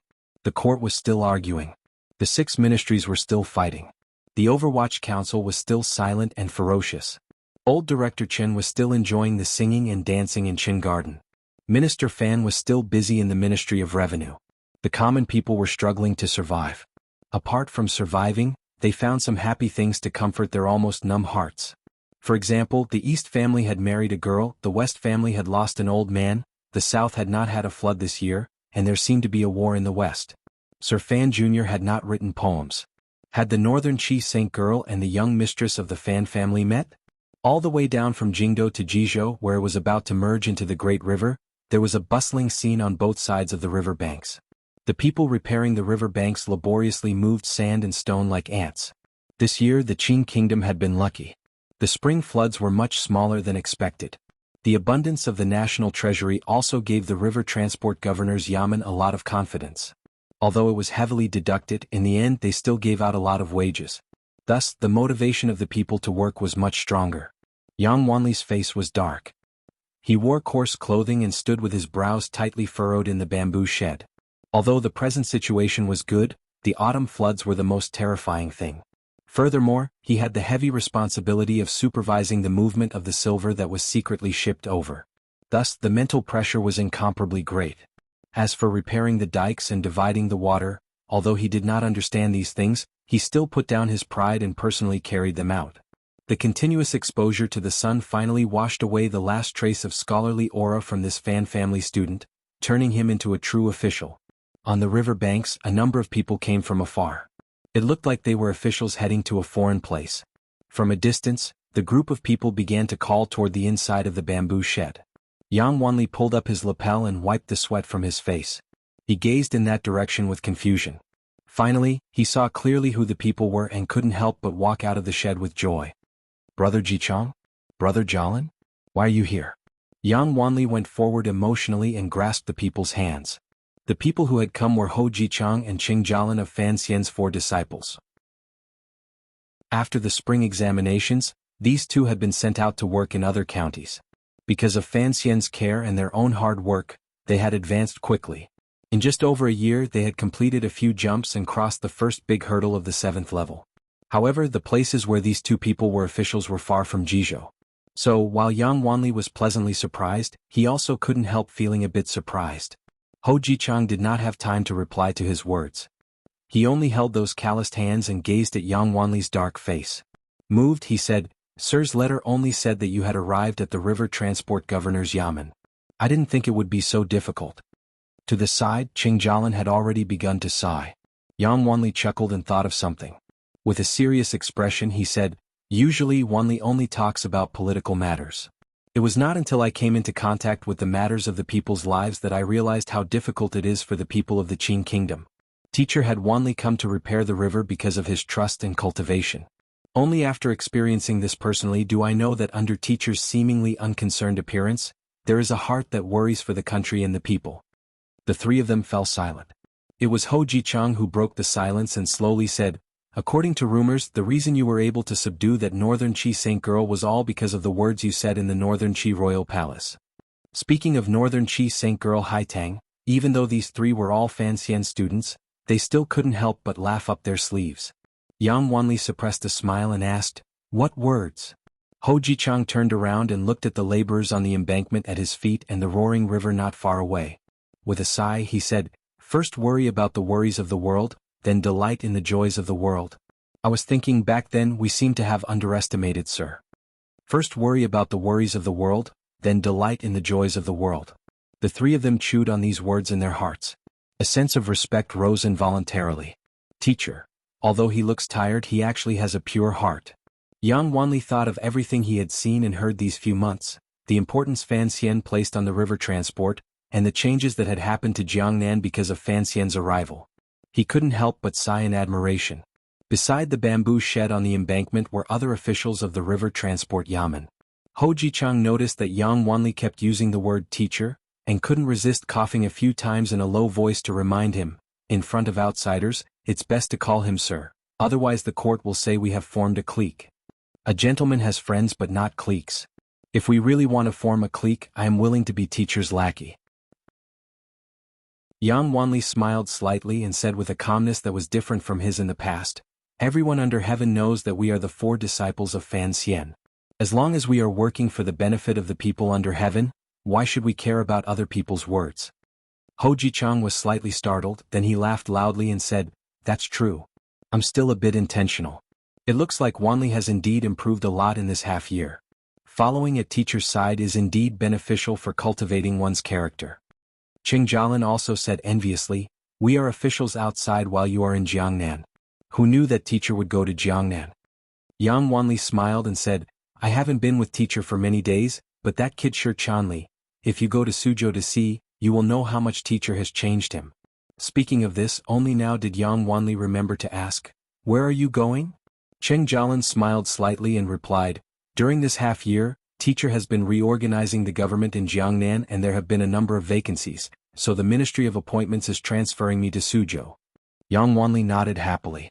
He knew that Qing Jialin going to Suzhou would certainly be of help to Fan Xian. "What about you?" Ho Ji-chang smiled and said, "I'm going to Jiaozhou to be a Dianli." Yang Wanli was startled. He thought that this kind of transfer was equivalent to being demoted. He didn't understand why Fan Xian would make such an arrangement. Ho Ji-chang did not explain anything. He only knew that Sir Fan Jr. had his reasons for wanting him to go to Jiaozhou. Furthermore, according to what the teacher had said in his letter, of the four of them, only he could manage to do such a sinister funeral. Worry about the world first? In the Jiangnan water village, Fan Xian lay on a bamboo chair on a large boat. Looking at the sky full of stars, he couldn't resist sighing and saying, "I came to this world to enjoy happiness, not to worry about the country and its people." On such a night, the large boat sailed along the river. It had long left Hangzhou. After spending a month by the West Lake, Fan Xian had carefully studied the medicine Fei Jie had left behind. He discovered with some annoyance that what Ku He had said was probably true. However, Fei Jie seemed to feel remorseful and didn't say a word about Fan Xian's invitation. He didn't know where that old pervert was hiding. However, Wanner persisted in drinking the medicine, so his body gradually recovered. Fan Xian's mood was much better. His hatred toward northern Chiku he had also decreased. As for the matter of having a child, he was not in a hurry. He wasn't even 20, so what was there to be anxious about? After all the matters in Jiangnan had been settled, he brought everyone around him onto the large boat the Navy provided and began to travel along the Jiangnan waterways. Their destinations were, without a doubt, Wuzhou, Jiaozhou, and Danzhou. At this time it was late at night. Wanner, the third prince, and the others had long fallen asleep. There was only Fan Xian and Lin Debao lying side by side on the quiet plank. Even the swordsmen of the 6th Bureau and the Tiger Guards, who were usually hidden in the dark, had been called down by Fan Xian. Fan Xian couldn't sleep. Debao had slept too much during the day on the boat, so he could endure a little. The two of them lay side by side and ate the delicious pastries of Jiangnan as they talked randomly. The world had never understood why Fan Xian had such a good relationship with that idiotic brother-in-law. In reality, even Fan Xian himself could not explain it. Perhaps it was because when talking to Debao, he could obtain an unprecedented ease. He didn't need to think about anything and didn't need to be afraid of anything. Furthermore, he didn't need to talk about politics, the world, right and wrong, black and white, good and evil, the death of others or his own death, the white jade square or the smelly gutter. He only needed to talk about simple and pleasant things like eating. For example, the stars that dotted the night sky above the ship. The river wind blew gently, and the water rippled without stirring. The ship was anchored in the middle of a nameless lake. The reeds around it were far away, and there were no water birds chirping at night. It was quiet. The starry sky above them was lonely and distant. Fan Xian looked at the starry sky above him and said to Debao beside him, "What do you think the stars in the sky are?" It was sesame. Debao gestured with his wide and plump palm. "The moon is a sesame cake. The stars are sesame." Little Bao said it before. Xiaobao was the second young master of the Lin family who had died at Uncle Wu Zhu's hands. Fan Xian's heart jumped. Shortly after, he smiled slightly and pointed at the stars and the crescent moon in the sky. "I don't know if it's Xiaobing or not. I only know that the Qing Kingdom's starry sky also has a moon and those stars. Furthermore, strangely, there is also a sun during the day. It was not strange for the sun to appear in the day and the moon and stars to appear in the night. This was common sense that even children understood." But Debao nodded his head very seriously and said, "Little Xian Xian, I also think it's very strange." Fan Xian sighed and said, "Yes, it is too strange. When I was young I discovered that this place is still Earth." Volume 5, End of Jiangnan and Jinghua. Note, writing the end summary tomorrow, it's really tiring. I wish everyone a happy new year even though it's a bit late. To be continued. If you want to know what happened after, please log on to www.cmfu.com. There are more chapters. Support the author and support the original reading. Chapter 412. First of all, I want to say that I am very long-winded and do not have the ability to write prose, so please be patient and read. In any case, it is a free gift, so raise your hands and salute. It has already been 10 months since I started writing from the year of the Qing dynasty. 300 days passed in the blink of an eye. It passed so quickly that other than the extra money in my account, I didn't even feel any change. But the contents of the book were changing. The Jinghua and Jiangnan volumes still stuck closely to the topic. One front and one back, the two lines intersected. Finally, the matter of Jingdou and Jiangnan was explained clearly. However, of the original 150 chapters, there were still a few more in the end. My control was indeed not perfect, but there was never anything perfect in this world, so it was not good to be so strict with myself. In the conclusion of the fourth volume, The Fog of the North Sea, I once said that The Fog of the North Sea mainly wrote about the handover. The romantic figures of the previous dynasty died, and the romantic figures of the present appeared. This volume, Jinghua and Jiangnan, was actually a process of succession. In reality, between the older generation of Shao and Zhuang Emo and Han and the younger generation, there was still the middle generation, represented by the emperor, the eldest princess, and the four great grandmasters. Their strength was the strongest. If Fan Xian and Haitang wanted to take over, they had to break through this tough barrier. However, this had to be a long process. Given Fan Xian and Haitang's current strength, they could only slowly wait for an opportunity. Fortunately, that middle generation was not a piece of iron. There would be big problems between them. This was the main content of the last two volumes. The succession in this volume was a difficult kind of work. Destruction was always easy and construction was always difficult. In this volume, Fan Xian fought the princes in Jingdou and subdued the Ming family in Jiangnan. Although he did not succeed completely, he still achieved his desired goal. However, this process was too troublesome. After the troublesome process, Fan Xian finally truly controlled the Overwatch Council and the palace treasury. He began to emit the aura of a bastard. A friend suggested that the fifth volume was written well, but the style was a bit too gloomy. I had to admit that there was nothing I could do about it. Brilliant political battles never existed. In a society with imperial power, one could not rely on criticism and self-criticism to resolve internal conflicts. The reason why I had such a feeling, apart from the content of this scroll, was because I wasn't very good at writing such schemes. My IQ was only at the level of the average person, so when I wrote, it was natural for me to feel gloomy and sluggish. The first half of the fifth volume wasn't too bad. The battle with the eldest princess and the second prince had already been foreshadowed in the first 4 volumes, so it was easier to write. Moreover, there were some new characters that I liked, so I was happy to write it. These people included the first prince, the shadow, the woman. By the time he went down to Jiangnan in the middle, he froze. It wasn't that he hadn't thought about it. He had thought about it a long time ago, but it was written that he was unhappy. Most importantly, Fan Xian's opponent was the Ming family, that insidious, shameless, weak and bastard Ming family. There were no good people in the Ming family. However, in this scroll, Fan Xian could not do anything to Iron Blood, which made him very unhappy. But on second thought, didn't I write it myself? Why do I have such a problem with the Ming family? If you want to criticize, you should criticize my hands on the keyboard. So, here I have to especially thank Fei Ligua. Yes, it was that Fei Ligua who appeared as a guest in many books. Around the 1st of December, around the time Fan Xian went down to Jiangnan to take in Xia Qifei, I once had a long chat with him on QQ for an entire day. We talked about the years in Jiangnan. Thank you to him for giving me many good ideas and giving me many good ideas. He gave me serious criticism and said that I should have some confidence in myself and not always think that I won't write well. Once I think I can't write well, I really won't write well. And such long-winded words. I really have to thank him. I want all of those ideas.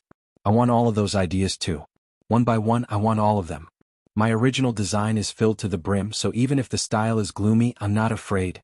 I believe that everyone can see the effort in this scroll. Most importantly, I had recovered my confidence. Many people said I was narcissistic. The people who loved me said this on their blogs as if they were looking at a cute puppy. The people who hated me said this through gritted teeth on the forums. In reality, narcissism was just a strong reaction to lack of confidence. I always thought that I could write better, so I wasn't confident. But later, I finally understood that my writing was good enough. At least it was worth the money everyone spent on subscriptions. That was enough. I always thought that I could write better, so I wasn't confident. But later, I finally understood that my writing was good enough. At least it was worth the money everyone spent on subscriptions. That was enough. At the same time, I had to thank those readers on QQ who generously gave suggestions. Huahua, Pillow, and especially the one with the evil smile on his face who strongly urged me to use Wang Cheng's cameo. There were also a few people whose names I had suddenly forgotten. Plum Blossom? Sarui, I won't be listed. Thanks to all the TV. The 5th volume, Beijing Jiangnan. What I liked the most were the occasional chapters in the first half of the novel. For example, listening to the wind and rain in a small building, or an assassination in a rainy day. Although the things I wrote were very intense, they were full of spirit. Not only did I write the feeling of the picture, but I also wrote the texture. Also, the second half of the plot was interlocking, the rhythm was appropriate, and the foreshadowing could be caught. This wasn't narcissism. It was a kind of self-comparison. I had written novels for more than 6 years, but it was rare to write such solid words. This was really a kind of improvement for me. Other than the major channels, what else was important in the 5th volume? I thought it was nothing more than The Women by Fan Xian's side. There was no need to mention this. I also didn't like to use the phrase, take what you want. Cici was taken, but Haitang was? I always felt that Fan Xian was taken by Haitang. Wanner would have children, Haitang wouldn't marry anyone else, and Ruoruo would finish her studies and return to the country. This wasn't a promise I made, but I was willing to write it that way. Later there was something more fun. Just thinking about it made it fun. That was why the next volume was called Pleasure Before the Palace. Pleasure? That should be the meaning of the word, but it actually had 3 layers of meaning. After I finished writing it, everyone would understand. It was quite fun. However, no matter how fun it was, people would still die. In this new volume, I will definitely be able to write a good scene. I hope everyone will be satisfied. I will try my best, but there are times when I'm at my limit. Perhaps some of the chapters aren't that good. Please be understanding, I will try my best. Alright, the summary of the 5th volume ends here. Now let's talk about the past year 2007. In the past year a few of my relatives left. It was a very difficult thing to bear. Other than that, it was tiring. I started writing the year of the celebration of the Lunar New Year in May until today. I hadn't rested, not even for a day. Although I went to Beijing to attend the award ceremony in July and didn't write for a few days, those days were also very tiring. Although I didn't write for 10 days during the New Year, it was actually more tiring than writing. I'll talk about it later. Other than typing, there was more typing every day. This kind of life is really not that smooth, so I really admire those writers who work every day for several years. I only persisted for half a year and I can't take it anymore. When I was writing Suzaku, when I was writing crazily, I would still take a day off every week. But now, even that day has been thrown away. Why do I have to make myself so tired? There were 3 reasons. First, everyone was waiting to see. Second, I could earn money. Third, I knew that I was a lazy person. As long as I rested for a day, it would become a habit. It would be hard for me to wind myself up again. That was why I didn't dare to relax. And the reason why I can persist, other than the first 2 reasons mentioned above, is naturally because I like to write. I really like to write. When I write proudly, I will really slap the table and shout good. Sigh, it seems that this proves that I'm narcissistic. Then let's not talk about it. In the past year, other than being sad and tired a few times, everything was good. Very good, very good. There is nothing more to say. So, thank you everyone. Finally, I will tell the story of this trip back to my hometown. I originally wanted to write a mid-length story, but I found that I really didn't have the energy to do so, so I just casually said a few words. In the morning of the 29th, I took a bus and a boat back to the county town. In the afternoon it was the big family reunion. There were 40 to 50 people. My cousins and nephews who haven't seen each other for a long time drank wine and congratulated each other. Some people shed tears during the dinner, very touched. On the 30th, I accompanied my aunt for the reunion, gentle and speechless. I drank more than 10 small cups of Wuliangye, very happy. On my first trip back to the mountain village, I was very grateful for the government's life-saving project. They built a guardrail on the side of the mountain road. But there was no guardrail on the winding mountain road. My cousin's driving skills were not good and she stalled on the slope, slid backwards, panicked, changed driver, succeeded.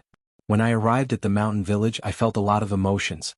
In the 90s, my mother's hometown was ordered by my family to spend a summer here. I still remember the days when I was surrounded by green trees and big rocks. I took 3 little girls to climb the trees and fight. We played 6 decks of cards and performed in the dusk to see who could sing the most songs. At that time I was 12 or 13 and it was my first time listening to Luo Dio. The girls who were a few years younger than me didn't understand, so we competed in singing nursery rhymes and folk songs. That summer the song I sang the most was, "Today is your birthday, my motherland." It seemed to be this name. When I arrived at the mountain village that day, I went to the trees and rocks that I used to climb. I brought my brother-in-law and niece who had never been here before. Unfortunately, I only found the big rocks and the trees seemed to have been cut down. I wanted to go to the house where my third uncle used to live because I used to live in that house, and I always thought that house was the most beautiful villa in the mountain village. Unexpectedly, I didn't take a few steps before I heard a dog barking. I suddenly remembered that in 1990, I was also welcomed by 2 big yellow dogs on both sides of the road. I trembled as I entered the house, so I was scared. Unexpectedly, it was a black dog that looked like Chin Shuping. My third uncle had moved to the county town. In the village there were a few uncles, no, a lot of uncles. They were busy giving New Year greetings, reminiscing, and being moved. 4 days passed in a flash. During these 4 days there was no internet, no computer, and my cousin's newly built house didn't move the TV over, so I didn't even watch TV. At night, I would stand on the balcony of the new house and stare at the lights on the opposite mountain ridge in a daze. The night in the mountain village was very dark, and the lights really looked like the stars in the sky. It was not a petty bourgeois, although it was really something. The main reason was that we went to the mountain ridge on the second day of the new year. The mountain ridge was called Zhongxing Liangzi, and it was directly opposite our village. There was a river between the 2 mountains and there was a stone dam on the river. It was very beautiful. The problem was that the mountain was very high. It looked very high from the mountainside, not to mention the climb up the mountain. But we still had to go there. It was because it was the place where my mother had fought and lived 30 years ago. After she graduated from the teacher's college, she was assigned to teach in the primary school on the mountain. She lived there with her sister and grandmother for more than 5 years. When my mother left the mountain, she was already 8 months pregnant with me. She went down the river to Yichang. I was always curious. How did my mother walk down the mountain with a big belly? My mother was now more than 60 years old. She told us clearly that she couldn't climb up the mountain anymore. As her children, we had to take her place and go to the primary school in the mountain village 30 years ago. Moreover, my sister was also very motivated. She had lived there until she was 5 years old, and her feelings for me were deeper than mine. On the second day of the new year, my sister, brother-in-law, eldest cousin, second cousin, and little cousin went up the mountain. I held the bamboo stick that my niece had made. When we went down the mountain, we met my cousin and her husband. We chatted for a while before crossing the river and climbing to the other side of the mountain. I decided to give up. I was tired. I was so damn tired. My eyes began to sparkle. It showed how my typing job was harming my body, and how hard it was to climb that mountain. I didn't need to describe my feelings in detail. Anyway, my sisters and brothers had coaxed me and tricked me. We took 3 steps at a time and finally reached the top. The top of the mountain was flatter than the middle of the mountain. There were fields and houses. Of course, there were people there, and there was an elementary school. The old school from 30 years ago had been demolished, but the new school was still on the mountain. We first went to the new school and took some pictures. In a noisy classroom, we found many people playing pai gow and gambling. Then we went to the old school and chatted with the residents next to the school. We found that the old school had been demolished and only a dam was left. My sister sighed and said that we used to play on this dam. It was foggy and cold at the top of the mountain. I couldn't describe it. When I went to the department store to buy water, I heard a name. It was something called Shui. I remembered it was my sister's playmate. I asked her and learned that she had married in Hubei. The most successful thing was that we found the home of one of my mother's good friends next to the old school. The poor auntie had moved to another place. We only saw her uncle and her son. The uncle didn't remember what had happened in the past. He only remembered his mother's and father's names. He also remembered that his father was a soldier. The auntie's son lived in the Chengdu Sports Institute. She gave us her phone number. We exchanged greetings and felt touched. Then we went down the mountain and returned to the village. I told my mother the details and her phone number. A few days later, she contacted the auntie. We planned to have a good chat later. When we returned to the village, we met her eldest cousin's son and daughter. They were very sad. My eldest cousin was the sister I had mentioned in the article. She had passed away. Alright, let's not talk about this anymore. Life in the village was good. My niece, brothers, and sisters had fun. I saw them playing landlord and climbing the mountain happily. It was like a pilgrimage. My sister told me that if I didn't climb up, I would regret it for the rest of my life. Now, I believe it because I have climbed up. In the future, I will let my niece climb there again. My mother didn't have a good time on the mountain. However, she didn't tell me the details. Fortunately, there were many uncles who could help carry things up. She only told me that on the first day she brought her sister and grandmother to the elementary school, the wind was strong and it was raining. The three women, old and young, hugged each other. Grandmother comforted my mother. "Daughter, don't be afraid." We left the village on the 4th day of Chinese New Year. On the 5th day we went to warm up the son-in-law's house. Son-in-law was someone close to us.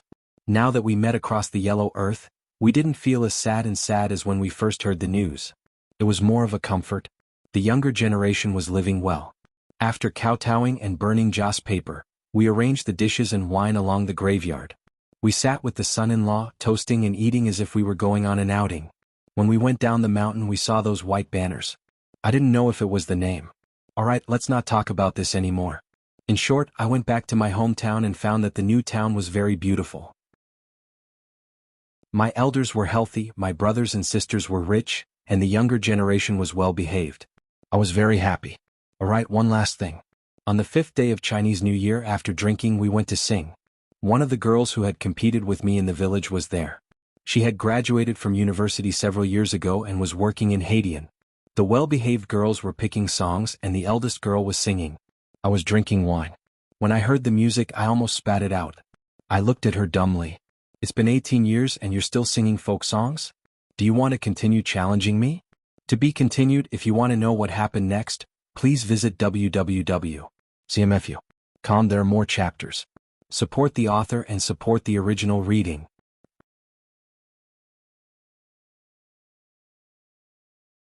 Chapter 413. Diayutai, 10 years without going to the wild gull guess. White clouds come and go, green mountains remain, drinking to one's heart's content. Owing Izhou's talent, offending Lu Ruan's drinking ban, returning Li Du's poetry debt. Sourjai laughs at me, I laugh at Sourjai. Returning in the evening, the wild apes on West Lake Mountain mourn. In 20 years how many romantic freaks, flowers wilting and flowers blooming. Gazing at the clouds, the platform for worshipping generals. Sleeves of the stars to pacify the country, breaking the Yenue bewitching stronghold. Sourjai laughs at me, I laugh at Sourjai. Yuanzhang Kejio Hall, 2 poems of Sourjai rhymes as a note. The weather in Wuzhou was hot. Perhaps the little wildflowers in the corners of the streets knew their days were numbered, so they used all the strength in their bodies to angrily carry out their final bloom. The yellow color contrasted with the gray city walls and appeared all the more eye-piercing. On the right side of the straight path next to the lake was a restaurant that had just been built in Wuzhou. It was the quietest and liveliest place to go. The so-called quietness and liveliness did not actually conflict. Quietness referred to the environment, while liveliness referred to the crowd. It was just past noon. The sun in the sky gave off a piercing light. The roasting hot air floated in the city and chased all the idlers into the restaurant. Behind the restaurant was a small lake that had just been opened. The wind from the lake poured in like a large fan produced by the palace treasury. However, it did not require manpower and could still bring a sense of coolness to the people in the restaurant. The green duckweed on the surface of the lake was very flourishing. It covered the surface of the water thickly, blocking out the sun and using its shadows to protect the fish in the water. Ever since Jingdo had an additional place called Baoyue Brothel, all the restaurants in the world seemed to have gone crazy overnight and learned this kind of arrangement. There was a lake behind the building and a courtyard by the lake. However, the buildings, lakes and courtyards of Wuzhou actually all belonged to one person. For the people of Wuzhou, this person was like the quietness of the building, the duckweed on the lake and the cool wind passing through the people. He was everywhere, protecting everything in Wuzhou. Wuzhou did not have a great shang, no great clan, no great army. There was only this person.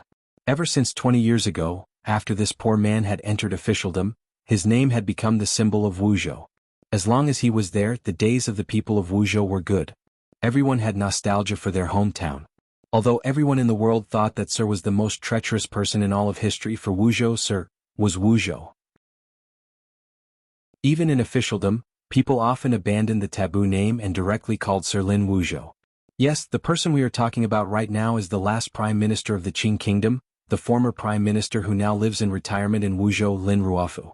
Ever since Lin Ruofu had resigned and returned home, given his identity, he rarely came out to meet with the people of Wuzhou. Even the Zhizhou, who was as respectful as a grandson, and the governor, who carried out the etiquette of a disciple, did not have many opportunities to see his appearance. But his influence on Wuzhou City was still unparalleled. Putting aside influence, at least half of the businesses in Wuzhou City were surnamed Lin. Wuzhou City flourished because of his greed for the world. Thus, no matter what, the people of Wuzhou would not say a single bad word about Lin Ruofu, even those hot-blooded students. But the same could not be said for others. I will cry out for this injustice for the Ming family. In the restaurant, a man of about 30 said angrily. His brows were full of anger. No one knew what he did, but the sharpness in his words could not be hidden. Could it be that after forcing a life to die, the court will just find some salary and let it go? The influence of the Jiangnan matter was too great. It also affected the Wuzhou region of Jiangbei. In the present world, there was much discussion about the Jiangnan matter.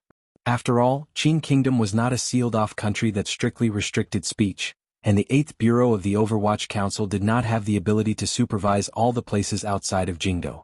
Thus, when people discussed, they were very bold. Because of the old Ming matriarch's abnormal death, the reputation of the imperial envoy patrolling Jiangnan Road, Fan Xian, had taken a great hit. After a series of actions, the Ming family was already in a precarious position, further proving Fan Xian's ruthlessness. The people of this world often sympathized with the weak, so in the discussion, there was some disdain for the government. However, ever since Fan Xian had stepped onto the stage, he had been too dazzling. Even the darkness of the Overwatch Council could not take away his brilliance. Thus, not everyone was crying out for the Ming family's injustice. Those young students who had gotten the news from somewhere, once again leaned closer to the side of the leader of the scholars, Sir Fan Jr. When all was said and done, not many people believed that Sir Fan Jr., who had a belly full of poetry, would covet the Ming family's silver. The Ming family? What injustice! A young man in his early 20s laughed mockingly and said, "He is nothing more than a bandit who colludes with pirates to kill people and steal goods. For Sir Fan Jr. to deal with them is the fortune of the court and the fortune of the people. Only an idiot like you would do such a foolish thing." The middle-aged man's anger flared. He slapped the table and said, "Where did these pirates come from? Don't try to slander me. I am from Suzhou. The old Ming matriarch is merciful. She is already dead. How could she allow a child like you to carelessly frame her?" The young man who had argued with him earlier was a scholar from Wuzhou. Hearing the middle-aged man announce his background, only now did he know that he was a traveler from Suzhou. He couldn't help but laugh coldly. Waving his fan, he said, "This matter has long spread throughout the scholar community. The Ming family, do you really think they are so clean? On the other hand, Sir Fan Jr., dare I ask, do you know what kind of shameful thing Sir Fan Jr. has done?" The Suzhou merchant paused and thought about it carefully. He realized that Sir Fan had been working for the court in Jingdou these few years. If one were to say that he had done something evil, there was indeed no way of saying it. The Wuzhou scholar smiled slightly and said, "Can't think of it, right? Sir Fan Jr. is a gifted talent and has maintained his integrity. He uncovered the scandal in the spring examinations and went to Northern Qi to spread the might of the country. How could such a person compete with you, a stinky merchant, for profit? That Ming family, if they hadn't done too many things in secret that angered both men and gods, how could they have provoked Sir Fan Jr. to act?" These words were actually a bit of sophistry, but it also made it impossible for the Suzhou merchant to refute. He could only hatefully say, "The Ming family colluded with pirates? Even the Jiangnan people don't know, yet you Wuzhou people know. Where are the pirates? How come the court hasn't caught them? If there really is a problem with the Ming family, the court should openly investigate the case. How can they use force to force people?" The two sides quarreled more and more fiercely. Their voices gradually grew louder and their anger grew. Although the merchant had not run out of excuses, his face was already red. He stood up, rolled up his sleeves and prepared to fight. Fortunately, someone came up to stop him from the side, so the weak scholar did not lose out. However, no one noticed that during the process of stopping the fight, a few black feet seemed to have kicked the Suzhou merchant a few times, making him cry out repeatedly. Looking at this scene, the people in the restaurant were slightly surprised, particularly the travelers passing by Wuzhou. They were arguing about Sir Fan Jr.'s matter, but why did it seem like the Suzhou merchant had offended all of the people of Wuzhou? After watching for a while, these travelers felt their hearts grow colder. Even the waiter had gone up to kick him. Finally, someone could watch no longer. A delicate cry came from a table in the corner, "All of you stop." The owner of the voice was a woman. She was dressed in tight, light yellow clothing that wrapped around her curvaceous body. At her waist was a long sword. It looked like she was a Jianghu figure. Her appearance was very delicate. When the people at her table heard this shout, they all cursed inwardly, thinking that their junior sister was going to cause trouble again. They looked at the master behind the table with some fear and wanted to call the woman back, but they didn't expect that the woman would be so fast and had already walked to the center of the building. The master of the group at the table had a calm expression. He was almost middle-aged. His energy was restrained all over his body, making it difficult to see how deep he was. He only shook his head with a slight headache. It seemed that he had no way of dealing with this girl. The few people who were in the middle of fighting saw a meddlesome person and dispersed, leaving the pitiful Suzhou merchant in the middle. After all, this woman had a sword by her side. Normal commoners would not want to provoke her. "Why are you hitting him?" The woman furrowed her brows and asked with a shout. The Wuzhou people in the restaurant smiled and couldn't be bothered to pay attention to him. It was the scholar from earlier who smiled coldly and said, "Insulting an official of the court in public. Even if the officials are magnanimous, are we not allowed to hit him?" Insulting an official of the court? The young woman furrowed her brows in disgust and said, "What is so great about Fan Xian?" There was a clamor in the restaurant. Even if the Suzhou merchant had been disrespectful toward Fan Xian, hearing this woman shamelessly look down on Fan Xian, he couldn't help but be surprised. Who was Fan Xian? In this world, which young man could be more famous than him? How could this girl dare to speak like this? The Wuzhou scholar smiled coldly and said, "Sir Fan Jr. is indeed not that great. However, it is difficult to find someone more extraordinary than him in this world." The beautiful woman furrowed her brows as if she felt that bullying these people was not much of an ability. She asked, "What does this have to do with you?" The Wuzhou scholar laughed slightly and said, "You don't understand? Sir Fan Jr. is the son-in-law of Wuzhou. This person dares to say bad things about our son-in-law in a Wuzhou restaurant. Don't you think he's asking for a beating?" The son-in-law of Wuzhou. Fan Xian had married Lin Ruofu's daughter. Naturally, he had established a close and exceptionally strange relationship with Wuzhou, a place he had never been to before. After Prime Minister Lin had abdicated, Wuzhou had no one to speak for in Jingdou. The people were not many and somewhat angry. However, Fan Xian, the son-in-law, was so domineering. The people of Wuzhou also felt honored. How could they allow foreign travelers to talk about Fan Xian so wantonly? The beating the Suzhou merchant received was truly an unexpected calamity. Who told him to forget Sir Fan Jr.'s relationship with Wuzhou? The beautiful woman seemed to hate hearing Fan Xian's name. The corners of her lips twitched slightly, revealing a glimmer of mockery. So what? I don't see him being presumptuous in northern Qi. So, he is just relying on his father-in-law's prestige and hiding in Wuzhou like a turtle. So, the people at this table were northern Qi people. Although the Qin kingdom and northern Qi had long restored diplomatic relations, the two countries were connected through marriage, and with the matter of Ku He taking a disciple, they were, after all, old enemies of decades. The hatred between the people of the two countries had not decreased much. At this moment, when they heard the woman reveal her identity, everyone in the building revealed expressions of alarm and fear. Even the Suzhou merchant who had been beaten felt unlucky and spat on the floor. Without saying a word of thanks to his benefactor, he turned around and went downstairs. The beautiful woman was of noble birth, and her teacher was a leading existence in the world. Since childhood, she had never received so many supercilious looks. Her mood immediately became terrible. It was at this moment that the Wuzhou scholar cursed angrily, "If Sir Fan Jr. is a turtle, then what is your northern Qi saint girl?" The restaurant immediately quieted down. It was so quiet that even the movement of the hair next to the beautiful woman's angry face could be heard. The northern Qi woman's expression became cold. A glimmer of coldness flashed through her eyes. It was as if she had been truly angered by these words. Her fingers slowly pressed against the hilt of the sword at her waist. A wave of sword intent forced out and immediately froze the cool breeze in the restaurant where it was. Such a mysterious realm, how could a normal person stand against it? The Wuzhou scholar only felt his legs weaken. With a face full of shock, he was about to kneel to the ground. At the table, the teacher of the northern Qi woman, a middle-aged man with a solemn expression, shook his head in disapproval and said, "Don't hurt people." The northern Qi woman hatefully let go of the hilt of her sword, but her expression flickered. She struck out with her palm. At this moment, a gray shadow flashed and blocked in front of the Wuzhou scholar. The middle-aged man at the table furrowed his brows. The beautiful woman had struck out with her palm long ago and could not pull it back. It crashed forcefully into a hard object. She gave a muffled grunt and felt a powerful force coming from the other person's body. She was not a match at all. Her chest felt heavy and she was shaken back a number of steps. The newcomer was dressed in gray. One hand steadily blocked in front of his body. Between his thumb and index finger was a long knife. The tip of the knife was resting on the floor. He had used this knife to block the beautiful woman's faintly discernible palm. The beautiful woman looked at the strange knife in the gray-clothed man's hand and his expressionless face. She huffed coldly. She knew she was not a match for him, but she was not very afraid. Her teacher and fellow disciples were all sitting at the table behind her. In the entire Qing kingdom, as long as Yi Luyun did not come, who could do anything to her?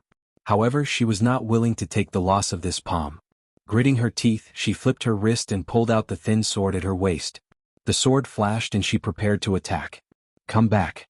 The middle-aged man at the table behind her spoke slowly. Although his voice was light, it had an authority that could not be resisted. The girl angrily stamped her feet and retreated to the side of the table. Unwillingly she said, "Teacher, let me fight again. I don't believe I can't beat him." The middle-aged man smiled slightly and said, "Last year in Shangjing even your brother Pu Zhuqing lost to this man. How can you be a match for him?" The girl paused and turned her head to look. She saw the ace who had appeared out of nowhere bow to her teacher. "Sir Lang Qiao, long time no see. Brother Gao, long time no see. What a coincidence today." The middle-aged man at the table was the first disciple of the Northern Qi Imperial Advisor Ku He, the foremost ace in the palace, and Haitang Duod was brother disciple, Sir Lang Tiao.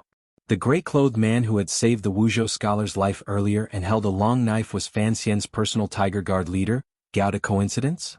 The two sides had suddenly met in Wuzhou. It was not something that could be explained with the word coincidence. Lang Qiao gazed at Gauda and smiled slightly. "He still won't see me?" Gauda's expression did not change. He respectfully replied, "The journey has been tiring. The mistress is resting quietly. The young master does not have time." The girl watched curiously as her teacher spoke to this person.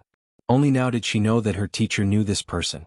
However, she had always been cultivating in the mountains and did not know what had happened in northern Qi. Thus, she had not guessed Gauda's identity. Even this trip to Jiangnan was her own decision. She had no idea of her teacher's true plan. Lang Qiao slowly lowered his head. His two fingers gently gripped the wine cup. In a quiet voice he said, "Please help me bring a message. This matter cannot be dragged on like this. We northern Qi people have our own pride." After saying this, Lang Qiao rose and prepared to lead his group of disciples out of the building. At this moment, a bamboo curtain by the side of the building moved slightly. A handsome and delicate young man slowly walked out from behind the curtain. This young man's appearance was very elegant. His lips were thin and slightly pursed. There was a harmless smile on his face. However, there was a glimmer of a heart-chilling meaning in this smile. Lang Qiao stopped his leaving steps and looked meaningfully at the newcomer. This young man only nodded his head slightly in greeting before turning his face away. With a not quite there smile, he gazed at the noisy girl and said, "This is within Qing Kingdom territory. Do you think you can just leave after committing murder on the street?" Lang Qiao was slightly startled. He didn't know why someone of his status would make things difficult for his female disciple. He was about to say something when he saw the young man firmly wave his hand to stop him. Lang Qiao helplessly shook his head. The northern court relied on this young man for too many things, so he could only let him play. The northern Qi girl didn't know who he was and thought he was another pedantic scholar who only knew how to provoke people with words. She smiled coldly and said, "My name is Wei Yingning. What advice do you have for me?" Wei Yingning? The young man looked at this elegant girl. His eyes lit up. Connecting the information he had received recently as well as Lang Qiao's purpose in coming south, he immediately understood why this girl was so angry earlier. He turned to Lang Qiao and asked, "Your disciple?" Lang Qiao smiled and nodded. The young man scratched his head. "She is Wei Hua's sister?" Lang Qiao nodded again and found it funny. He prepared to see how this young man would handle this matter. No one expected that the young man only made an "oh" sound and didn't ask anything else. He turned to face the girl called Wei Yingning and said in a quiet and warm voice, "Seeing that there are no bad consequences, leave the sword behind and I'll let you off this time." "Leave the sword behind?" Wei Yingning was furious. Tianyi Dao placed great importance on the inheritance of one's teacher. The sword at her waist was given to her by her teacher. As the saying goes, if the sword exists, the person exists. If the sword dies, the person dies. How could she just leave it behind? She smiled coldly and said, "Who are you? How can you speak so arrogantly?" A glimmer of anger finally appeared between Lang Qiao's brows. It was as if he had not expected this young man to be so ungrateful. The young man gazed at Wei Yingning and smiled slightly. "Putting aside who I am, I know who you are. You are Wei Hua's sister, and I call your old father brother at the table. You can be considered my junior. What's wrong with me disciplining you?" He then turned to look at Lang Qiao and smiled coldly. "Is it very interesting to use such a shameless method to force me to appear?" Lang Qiao gave a bitter laugh and sat back down. The disciples in his group saw that their disciple's sister was being humiliated while their teacher, who enjoyed great prestige in northern Qi, did not care. They couldn't help but feel shocked. Wei Yingning listened to his words and did not believe it at all. Her father was Marquis Changning, the brother of the northern Qi Empress Dowager. How could he call this beautiful young man, who was like a woman, brother? Her lips trembled slightly in anger. Pointing her sword forward, she shouted, "Don't speak nonsense." The young man looked at her disapprovingly. He thought to himself that such a violent and bad temper was not like Wei Hua, that little thief. Rather, it was very much like Marquis Changning, that old drunkard. Putting aside his relationship with her family, just the trouble that the old northern Qi whore had caused for him was enough for him to teach her a good lesson today. He waved his hand and moved like lightning. The tip of his finger gently touched the web between Wei Yingning's thumb and index finger. Gently and skillfully he snatched the sword away. This move was as fast as lightning. More importantly, there was no warning. The movement was very minute. What a beautiful little trick. Wei Yingning stared blankly at this scene as if she had seen a ghost. She was so frightened that she opened her mouth wide, unable to speak. The young man slowly stroked the surface of the sword and said in admiration, "It is indeed a good sword. Wei Hua, that brat, has taken all the money I gave him and put it into his own manor. Yet, he still has the nerve to steal my wife." Wei Yingning's chest tightened. She realized that she was truly stupid. It was only now that she recognized the other person's identity. Her brother was the commander of the Northern Qi Brocade Guard. He was a person feared by everyone. In this entire world, other than the emperor, probably only that person dared to speak so disdainfully. The young man gently flicked the back of the sword. Looking at her with furrowed brows, he said, "My sister is your disciple aunt. My fiancé is your aunt master. No matter how you look at it, you are my junior. Is there a problem with me teaching you a lesson?" Tianyi Dao was indeed particular about this. Wei Yingning had nothing to say. She only thought of the despicable young man in front of her taking liberties with Duo and humiliating her Wei manor. Her face flushed red with anger. "Correct, I am the son-in-law of Wuzhou," Fan Xian said with a slight smile. Fan Xian smiled slightly and said, "I know why you have come, but give up. Tell Wei Hua to also give up. More accurately, tell your Empress Dowager to give up. In a few days in the end you will also have to call me son-in-law." After saying this, he crumpled the sword in his hand into a ball of scrap metal and threw it back. "The state of the first part of the paper is a bit bad because I wrote the summary too happily. I wrote a 5,000-word summary, it's useless now. If you want to see the summary, please look at the previous chapter. I wrote it very happily. It's free. To be continued. If you want to know what happens next, please go to www.cmfu.com. There are more chapters. Support the author. Support the original reading. Chapter 414. It was said that Fan Xian and his group had long left Hangzhou and had been in Wuzhou for almost half a month. However, other than reporting this matter to the emperor, it was not revealed, so the people of Wuzhou did not know of this matter. However, there were no absolute secrets in this world, particularly something like returning home to visit relatives. It was impossible to hide it from everyone. Thus, it was not difficult to imagine that the head disciple of the Northern Qi imperial advisor, the foremost ace in the palace, Sir Lang Tiao, knew of Fan Xian's whereabouts. Lang Tiao's trip to the south touched upon an unusually interesting problem. Starting from the spring of the 6th year of the Qing calendar, the Northern Qi Saint girl Haitang Duo came to Jiangnan alone and met with Fan Xian. The story of these few months had long spread throughout the north and south of the Yangtze River. Under Fan Xian's purposeful arrangements and the spread of rumors, everyone believed that there was an indescribable, ambiguous and warm relationship between the imperial envoy of the Qing court and the Northern Qi Saint girl Haitang. just like how Fan Xian and Haitang were worried about on that bed and under that large blanket. Such a romantic story between a man and a woman tugged at the hearts of too many people. The Qin kingdom had yet to react, but Northern Qi could not hold it in. Haitang was Ku He's favorite disciple, the disciple aunt closest to the Northern Qi emperor, and the Northern Qi empress dowager's favorite junior. Such an outstanding woman, such a Tianmai being responsible for raising the spirits of the Northern Qi people and raising the morale of the entire country, was rumored to be marrying into the Qin kingdom. This reality made the Northern Qi people angry and also made the Northern Qi royal family anxious. Furthermore, those in high positions knew of Fan Xian's position in the Qin kingdom. They also knew of the dishonorable role Fan Xian had played in that matter. The Northern Qi emperor greatly admired Fan Xian. He was, at the very least, a fan of The Story of the Stone. Although the Empress Dowager was young, her personality was stubborn. She would not allow this matter to happen. On the issue of Xinzhong Shang Shanhu, and the issue of the provost of the Brocade Guard, the young emperor of Northern Qi had successfully forced his mother to make concessions. However, on this matter of marriage and face, the Northern Qi Empress Dowager's words were still very powerful. It was impossible for the young emperor of Northern Qi to forcefully hold on. Furthermore, in that deep abyss of thought, the Northern Qi emperor did not necessarily want Haitang to marry into the Fan manor. First, it was the problem of the several million taels of silver. Second, it was the problem of the young emperor's mind. Therefore, the little emperor remained silent on this issue, and the one in charge was the Empress Dowager. The Empress Dowager's opinion was very simple. How could a proper saintess of a country be dragged into those filthy rumors and unable to extricate herself? How could her most beloved duo be married to that scoundrel Fan Xian without any status? Thus, she had sent out a group of people led by Lang Qiao to invite Haitang back to Northern Qi. At the same time, she had arranged a seemingly well-matched marriage for Haitang. In any case, no matter what, he could not let Haitang marry Fan Xian. This was the thought of all of Northern Qi. Concerning Haitang's marriage, the Empress Dowager had arranged it to the son of Marquis Ning, her own nephew, Sir Wei Hua, the head of the Brocade Guard. The two of them were close in age.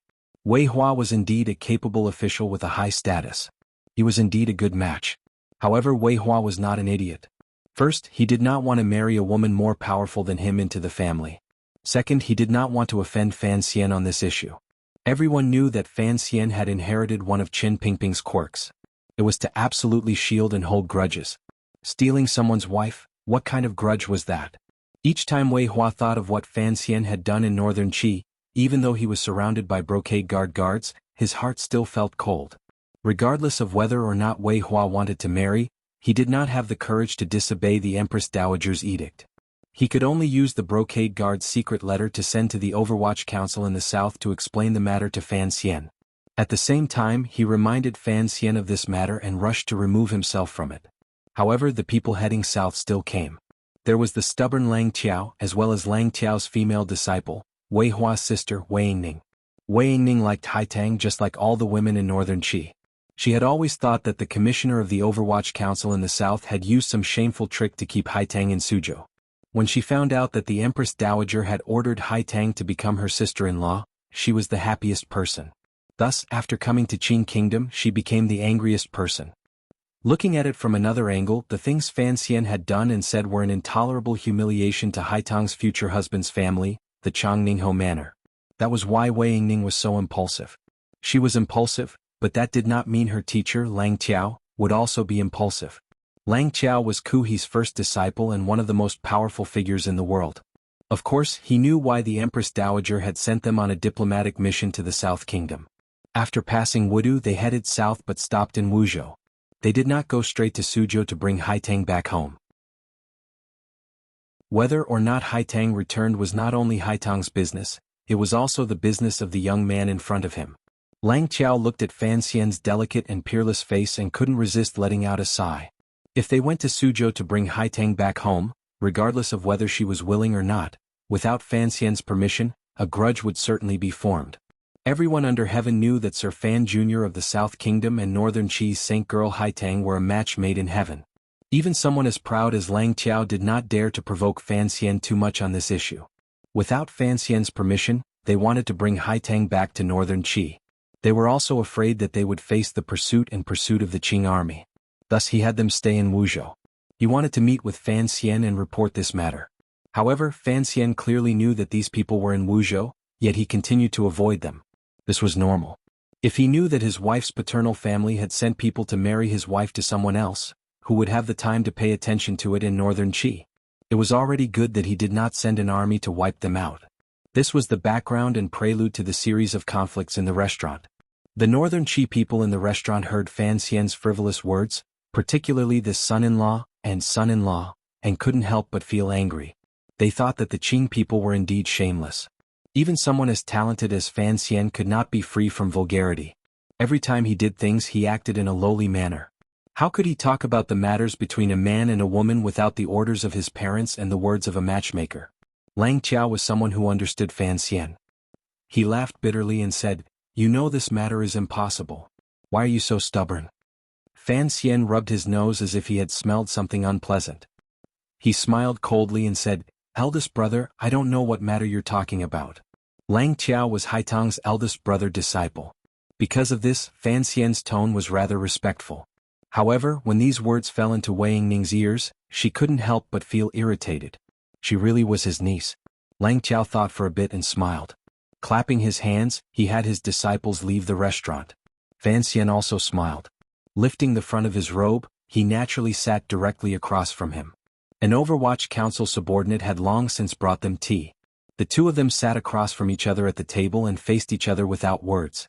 A moment later, Lang Qiao warmly said, "Even if you keep avoiding me, I will eventually have to go to Suzhou." Fan Xian nodded and smiled slightly. "The scenery in Suzhou is not bad.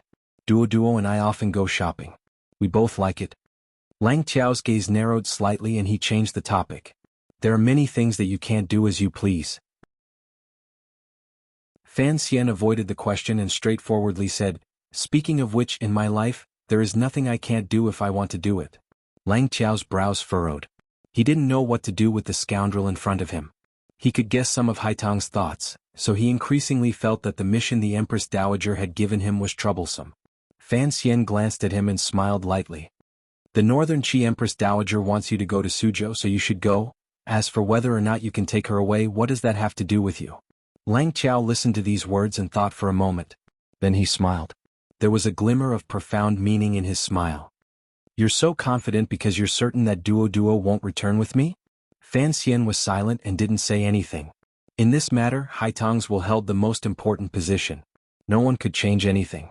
Regardless of whether it was Northern Qi or himself, they were all vainly trying to influence her choice. Lang Qiao warmly said, "Perhaps you're wrong on one point. I came to Wuzhou to see you not because I need you to help me persuade her. I just want you to know that we're preparing to take her back. This is a matter of etiquette, not asking for your approval." Fan Xian gritted his teeth slightly and said in a cold voice, "Isn't her problem also my problem?" "I'm afraid, that's not what she thinks." Lang Qiao smiled slightly and gazed at him. "I'm the eldest disciple who watched her grow up. Although you're on good terms with her now, I'm afraid I'm still a bit more aware of what she truly thinks. She is a proud person. Think about it, will she always stay in Suzhou?" Fan Xian was silent again. He knew what Lang Qiao said was correct. Duo looked like a village girl and did things gently. But, deep in her bones, she had developed a powerful confidence and pride because of her powerful abilities. It was indeed difficult to have such a woman wait for him in Suzhou. Most importantly, Fan Xian asked himself, up until now he could not promise her anything. This was a love story, a story of a stallion. In reality this was a story between people. It was somewhat sad and somewhat helpless. She is a person of Northern Qi. Lang Qiao stared into Fan Xian's eyes and quietly said, "This is not a concept forced on her by anyone. It is an understanding formed since her youth. When her own path conflicts with the interests of the court and the people, you should be able to guess what she will choose." Fan Xian suddenly opened his mouth and furrowed his brows. "When have you ever respected her opinion?" "That's not right," Lang Qiao straightforwardly refuted. "It's just that, you've always influenced her opinion." Fan Xian was slightly angry. He slapped the table and said, "You people are also unreasonable." Lang Qiao looked at him and didn't say anything. After a long time he finally broke the silence and smiled coldly. "What can you give my sister disciple? I don't care what the Empress Dowager thinks or what teacher thinks. If you can marry her, I will stand on your side." His words were powerful and resonant, and no one dared to doubt his words. Fan Xian replied, I have worked so hard to create this situation for the sake of marrying her in the future. Lang Qiao gave a not quite there smile and said, how are you going to marry her? Divorce your current wife? This was Wuzhou Lin Ruofu's home. Fan Xian was Wuzhou's son-in-law Wan Er's home. Regardless of whether it was Lin Wan Er or Hai Tang, they could not be someone's concubine. Regarding this problem, Fan Xian himself had no solution. A long time ago, he had once ridiculed the eldest princess and thought that her vision was limited because she had a butt. Only now did he sadly discover that he also had his own limitations. He was not as good as Yi Qingmei, not as good as his mother. He was sitting on his butt in this world, but he temporarily had no way to break through the world's resistance. Looking at Fan Xian's expression, Lang Qiao smiled faintly. Coming to Wuzhou is just out of courtesy to let you know. After all, in the Qin kingdom you are the closest to us. It is not good to hide these things from you. To tell you the truth, if we go to Suzhou, Duo will certainly come with us. Fan Xian was silent, thinking of Duoduo's nature and nature. He knew that Lang Qiao's words were correct. Duo was too smart, so she was too stupid, too merciful, and so she was too cruel to herself. You should go to Suzhou. Fan Xian didn't know if he had thought through something or not as he spoke with a slight smile. At this moment it was Lang Qiao who froze. Fan Xian warmly said, I've thought it through. It's never good to be too selfish in this matter. It's also not good to have her bear the pressure of a country. She wants to go back, then go back.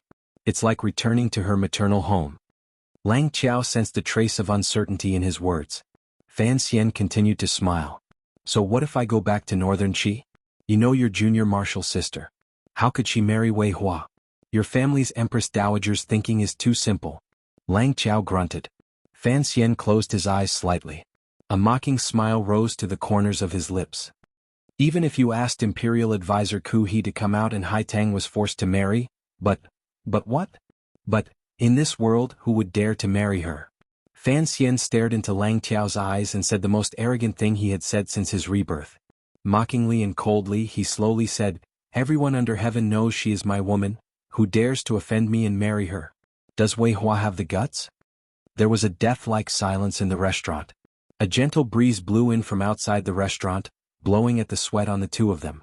Lang Qiao was silent for a moment. He sensed the intention to destroy indiscriminately in Fan Xian's words and couldn't resist laughing. I really don't understand you. Why must you make this matter so terrifying? Fan Xian shook his head and said, there are many things that you see as small, but in my eyes they are very big. Lang Qiao was silent again. After a long time he forced a smile and said, what a naughty joke. It was indeed a naughty joke. The two of them had not been talking about anything else. It had only involved the matter of that woman. Lang Qiao looked at Fan Xian's calm eyes and smiled lightly. To discuss such a matter in Wuzhou? Are you not afraid that Prime Minister Lin will feel uncomfortable and that the princess will not be happy? The reason why Lang Qiao dared to use words to block him earlier was because he was relying on this point. He was certain that Fan Xian would not dare to confidently say certain things. Fan Xian was slightly startled and ignored him. He only smiled coldly and said, we've already met today. Why aren't you going to Suzhou? Do you want me to go with you? Lang Qiao also ignored these words. Suddenly his mind wandered. Warmly he asked, there is something I want to ask. Last year in front of the stone wall in Shi Mountain, was that black-clothed man yours? These words had come too suddenly, so Fan Xian was unable to react. However, the training he had received from a young age was very solid. Astonishment appeared on his face and he replied, what black-clothed man? As for the matters of Shi Mountain, Shao'an and the temple, Fan Xian had long come clean to Hai Tang. From Hai Tang's mouth, he knew that Imperial Advisor Ku He had long discovered the problem. However, this kind of thing could not be admitted even if he was beaten to death. He would hold on for as long as he could. Fan Xian trusted Hai Tang. She would certainly not betray him on such an important matter. As expected, Lang Qiao did not ask further. He only quietly said, since it is so, then we won't talk about it anymore. I'm going to Suzhou. You're in Wuzhou. I can only hope that there won't be any problems in the future. There would definitely be problems. Fan Xian was calm. In a quiet voice he said, there will be problems. If you dare to disregard her wishes, no matter who, even if your teacher appears, if you force her to marry, believe me, truly please believe me. Very gentle words, but Lang Qiao's heart was slightly cold. Having already reached the upper 9th level, he had long seen that although Fan Xian had advanced unusually during this half a year, He was still not as experienced and ruthless as himself. Hearing these warm and gentle words, he still couldn't help but feel a chill in his heart. Believe you about what? Fan Xian smiled slightly. If you dare to force my second wife to marry, I will certainly think of a way to destroy Northern Qi. Lang Qiao was silent. Regardless of whether or not Fan Xian's threat could be carried out, given his relationship with Northern Qi, if such an important figure valiantly threw himself into the Qin Kingdom's Iron Blood faction, it would still be a loss no one could bear. Believe me, Lang Qiao also said warmly, I will not let my sister disciple marry someone she doesn't want to marry. Fan Xian thought for a bit and smiled. Extending his hand, he shook Lang Qiao's wide and strong hand. This is a man's promise. A glimmer of a smile suddenly flashed through Lang Qiao's eyes. Perhaps it's not just a man's. Fan Xian was slightly startled and ignored him. He only said, to answer your earlier question, regarding the matter of Duo, I am only following my father-in-law's wishes. Regardless of whether or not I can marry her, at the very least, I cannot let someone else marry her. Fan Xian's father-in-law was Lin Ruofu, Lin Wan'er's father. Who would have thought that this old man would set down such a rule for Fan Xian? Probably no one would have thought of this. To be continued. If you want to know what happens next, please log on to www.cmfu.com. More chapters. Support the author. Support original reading.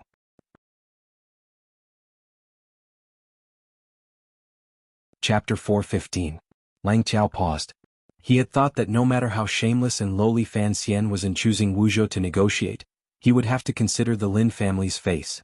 Who would have thought that the previous prime minister of the Qin kingdom would be as shameless as his son-in-law? Furthermore, his skin was thick to such an extent. Was there still law? Was there still justice? This is a question of morality. Lang Qiao stood up and said to himself in his heart. He didn't want to say anything more about Fan Xian. He raised his hands in a salute and took his leave. The restaurant returned to its usual calm. Fan Xian let out a breath and wiped the sweat from his forehead before sitting back down at the table. He did not feel very nervous. As for the people from Northern Qi, they would not make him feel troubled. In any case, he understood Haitang. That woman's temper was something even he could not grasp. Even if they temporarily left Suzhou, there would always be a day when they would meet again. As the saying goes, although the Jianghu was far away, there would always be a time when saliva would flow. What truly made Fan Xian nervous and uneasy were the contents of Lang Qiao's silent curses earlier. This was, after all, Wuzhou, Prime Minister Lin's hometown. What would Wan'er think if he discussed the problem of him and another woman with guests from far away? Where would Prime Minister Lin put his face? How would he explain it to his family? That was why he had been avoiding Lang Qiao. Part of the reason was because of this consideration. He had come today because Lin Ruofu had very openly and honestly had a conversation with him. It was because of this that he had enough skin and shamelessness to discuss these things with Lang Qiao. The Northern Qi people took the broken sword that had been twisted into a dough and boarded the carriage heading south. As for what would happen in Suzhou, Fan Xian no longer wanted to care. He didn't have the ability to care. He could only wait for Deng Ziyu and the others to send back some news. He stood by the railing of the restaurant and looked at the figures of the people. He stared at the young lady of the Wei family who was still seething with anger. A bitter smile rose involuntarily to the corners of his lips. He couldn't convince Haitang and Lang Qiao couldn't either. However, he wasn't sure whether or not he would appear. Duo was a noble person who was willing to control her own life. This was a very special point. Shortly after, he thought about the matter of returning to Wuzhou and couldn't help but feel a glimmer of guilt in his heart. Naturally, it was toward Wan'er. No matter how he thought about it, he couldn't think of a good way to handle it. Only then did he gradually feel Zhang Wuji's pain and happiness in the past. However, he knew that he was not as hypocritical as Zhang Wuji, but he was even more shameless. He shook his head and opened the front of his robe, letting the wind outside the restaurant enter his clothes and cool his mind. Then he followed the footsteps of the guests downstairs. Although he had not come to Wuzhou with great fanfare, after staying in the Lin family's manor for so many days, the news had long spread outside. The Wuzhou Zhizhou had long prepared generous gifts to visit, and the common people in the marketplace had guessed that the son-in-law was on vacation in Wuzhou. When Fan Xian's carriage traveled down the street, no one came to disturb him. Not a single citizen would expose this matter. The people of Wuzhou only saw the carriage and bowed slightly, silently saluting. This kind of respect, which carried a glimmer of distance but also came from the heart, made Fan Xian very happy. From this matter he could clearly see just what kind of position and reputation his father-in-law had in Wuzhou. However, he had not thought of one thing. The Wuzhou people's respect for him was not only because of old Prime Minister Lin, but also because of Sir Fan Jr.'s own reputation. The Wuzhou people were very proud of this son-in-law. When the carriage returned to the terrifyingly large manor of the Lin Manor, Fan Xian quickly rode to the back hall. The first thing the old man, who was playing with the emerald snuff in his hand, said was, "Those who do great things need to be thick-skinned and black-hearted." Fan Xian was silent. He found a chair and sat down. In a quiet voice, he refuted, "This has nothing to do with those things." The old man playing with the snuff was Prime Minister Lin Ruofu, who had returned to his hometown to retire. In a year's time, this once second-to-none major figure in Qin Kingdom had become like a kind old man in the countryside. His hair was combed softly, and he wore a comfortable unlined garment. On his feet was a pair of half-shoes without heels. However, there was a glimmer of tiredness and boredom in Lin Ruofu's sunken eyes. Perhaps it was because he had left the scheming of the court. This kind of indifferent cultivation made his spirit not as great as it had been in the past. Lin Ruofu listened to Fan Xian's reflexive retort and couldn't resist smiling slightly in criticism. "Do you really think this is just a matter of love between young men and women?" Fan Xian was silent for a moment. He then said, "I don't think, in essence, there is much difference." Lin Ruofu's hand, which had been incessantly stroking the snuff bottle, stopped. Looking at him, he said, "Is that so? But once this matter develops, it will not be so simple. If that woman did not have the identity of Northern Qi sage girl and did not have a connection to the Northern Qi royal family, would a matter of love between young men and women? Do you think I would allow you to have such thoughts after being married for less than 2 years? Would the emperor silently allow you?" Fan Xian understood this logic. If it was not for the fact that marrying Haitang would bring some benefits to himself and the people behind him, no one would stand on his side. Particularly from Lin Ruofu's standpoint, there was no reason for him to help his son-in-law find a mistress. "Father-in-law?" Fan Xian forced a smile and said, "The one who told me to go be ruthless is you, and now the one criticizing me is you. What should I do?" Hearing these words, Lin Ruofu couldn't help but laugh. "What you said last night was very much to my liking. I don't care what your relationship with that woman is like. As long as your position in court is more stable, my Lin family will be more stable." Fan Xian nodded. With Haitang, a great aid from the outside world, his position in the Qin kingdom would also be much more stable. However, in some areas he was indeed a cold and emotionless person. He still retained some of the ideas from his previous life. Unconsciously, he did not want his private matters to be connected to politics. Furthermore, Haitang might not be willing to marry him. Seeming to guess what Fan Xian was thinking, Lin Ruofu smiled slightly and said, "Actually, you and I both understand the development of this matter. Whether she marries into the Fan family or not is not a matter of importance. As long as she doesn't marry someone else, it's fine." Fan Xian nodded again and admitted that this old fox's thinking was the same as his. "I'll go see Wanner and Dabao."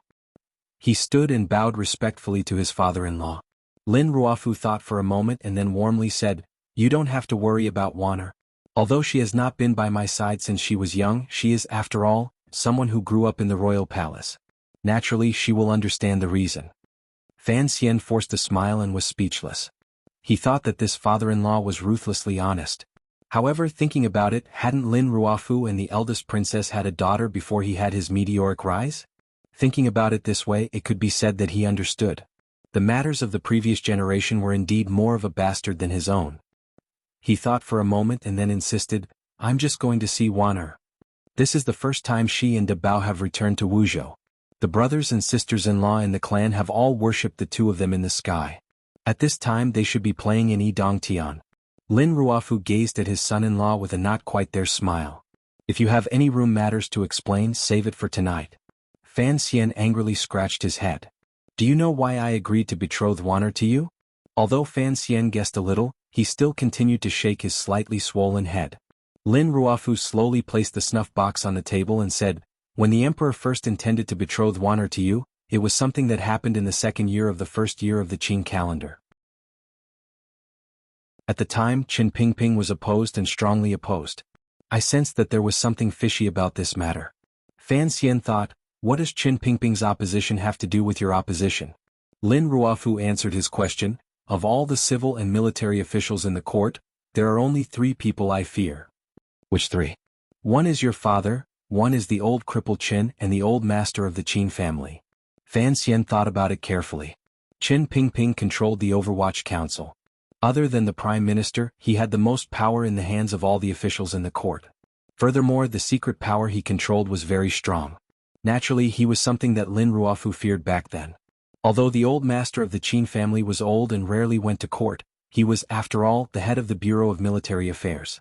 He was the #1 figure in the military and a super-level official. His students and old friends were all over the military, so he had to receive Lin Ruofu's attention. However, the old master of the Qin family. Back then he was only an assistant minister of the Ministry of Revenue. How could Lin Ruofu regard him so highly? Lin Ruofu did not explain the question in his eyes. He continued in a quiet voice, "Of these three, I admire Qin Pingping's foresight the most. Thus, when he strongly opposed your marriage with Chen Girl, at the time, this matter did not seem to have any obvious disadvantages. It was the same for either side. Thus, I knew that he must know some secrets that I did not grasp, so," the old man smiled slightly and said, "I also opposed." Knowing that Wanner and his brother-in-law were traveling, Fan Xian knew that the work of holding up the grape trellises could only be done at night. Hearing his father-in-law's words, he knew that they were preparing to discuss court matters. Thus he sat up straight and listened carefully. Hearing this, he couldn't help but ask curiously, "Then why did you agree later? I told you before, perhaps you've already forgotten." Lin Ruofu's smile couldn't help but carry a glimmer of vicissitudes. Gonger passed away. At my knees I only had to bow and Qin Girl. At the time, the emperor had already revealed his intention to have me leave my post. I have been in court for many years. My reputation as a traitor was not for nothing. I don't know how many people I have offended. Because of my protection, my people have obtained great benefits in this world. After I pass away, who will protect them? Who will protect my Dabao? Lin Ruofu stared into his eyes and said, "The day you gave me the snuff bottle, I was certain that you could do all of this. Thus I agreed to this matter." The exquisite snuff bottle made of emerald was sitting quietly on the wooden table beside Lin Ruofu. Fan Xian was silent for a moment. He then calmly and sincerely said, "Don't worry, as long as I live, I won't let Wanner be wronged or Dabao be unhappy." Lin Ruofu nodded his head with gratification. He then sighed and said, "Later, when your past came out, only then did I find out that you were Lady Ye's son. Then what else did I have to worry about?"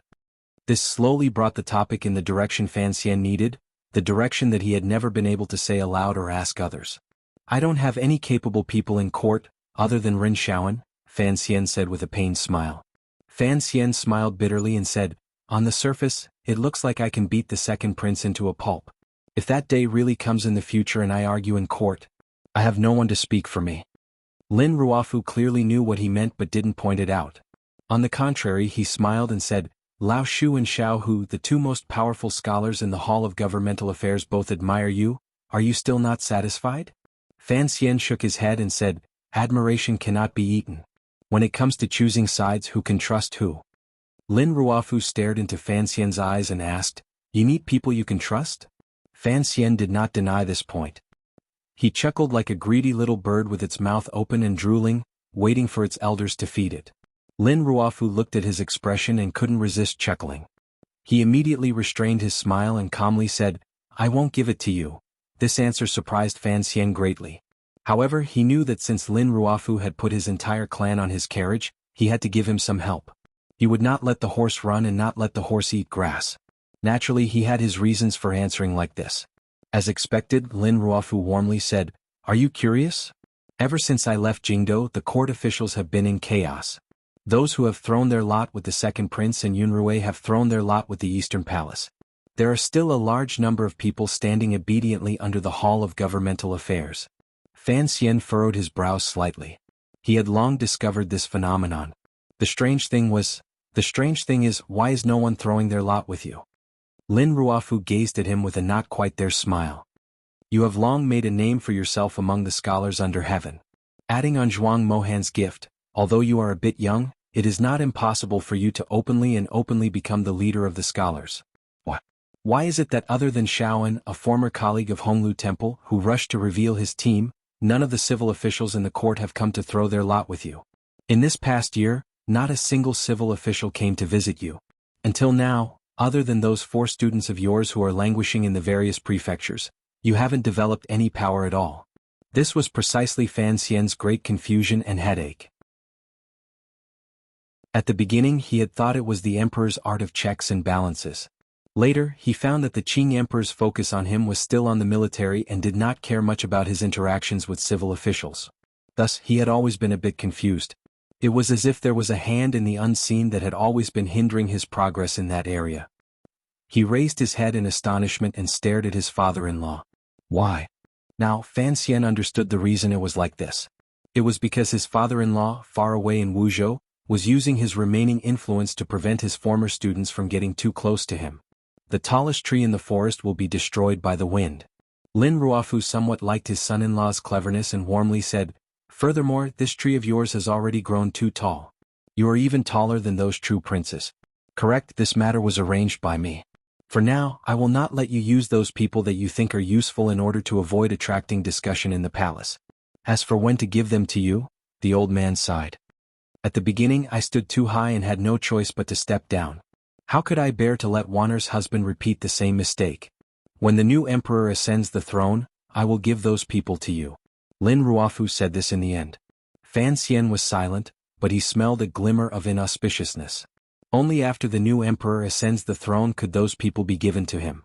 From another perspective, when faced with the unfathomable emperor, Lin Ruofu unconsciously could not summon up any thoughts of taking risks.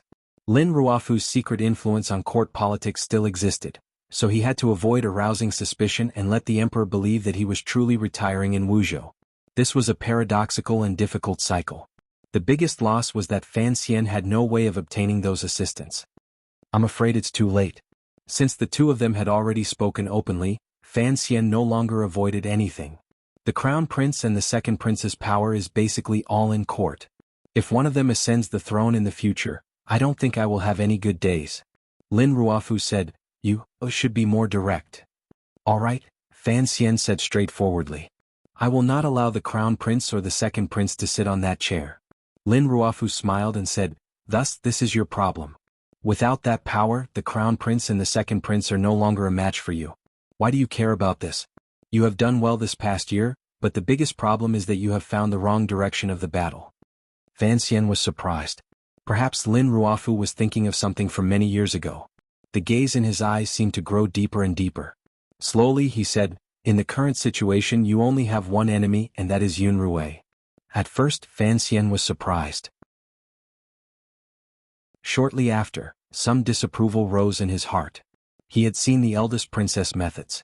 When she played with schemes, they were as intricate as embroidery. Unfortunately, when faced with him, the commissioner of the Overwatch Council, and he also had the help of Chen Pingping and Yan Bingyun, one old and one young, the eldest princess' best weapon was not very useful against him. As for power, Xinyang had once sent assassins to Tsang Mountain to assassinate Fan Xian. In the end they had come up with nothing. Thus, no matter how Fan Xian thought about it, he did not feel that there was anything scary about the eldest princess. Perhaps the rumors in the world were exaggerated. Faced with Lin Ruofu's serious expression, he couldn't help but shake his head. Lin Ruofu said, "Have you forgotten about the Juanshan conference?" "Juanshan conference?" Fan Xian slowly lowered his head. "There is only one Yi Luyun. He cannot change anything. There is only one Yi Luyun." Lin Ruofu looked at Fan Xian with a strange gaze and said, "There is also only one Sigu Jian. There is also only one Yan Xiaoi. Also only one. But there could be countless Juanshan conferences." Fan Xian understood what he meant and looked at his father-in-law with incomparable shock. His lips were a little dry. "You are also a member of the Juanshan conference? And Sigu Jian? What is the Juanshan conference?" Lin Ruofu smiled slightly and said, "Perhaps no one can explain it clearly. Yunrui herself can't explain it clearly. What I can explain is that the Juanshan conference is only a very loose organization. It could be a small tea-tasting group, or it could be the mastermind behind the scenes that took away tens of thousands of lives and destroyed countries." Fan Xian wanted to ask something but was stopped by a wave of Lin Ruofu's hand. The Juanshan conference is only a method of communication between people who stand at a relatively high position in this world. The last prime minister of the Qin court slowly narrated the secrets of this world. "We are not the monarchs of a country. We just happen to hold some great power in our hands, and there are many things that we cannot do ourselves, so we will use the Juanshan conference as a channel to ask for help from our friends. When our friends are in trouble we will also help. Very equal, isn't it? The Juanshan Conference is nothing more than a gathering between friends. The Juanshan Conference does not have a strict and complete organizational structure. There are no definite goals, and there are no wishes that everyone wants to achieve.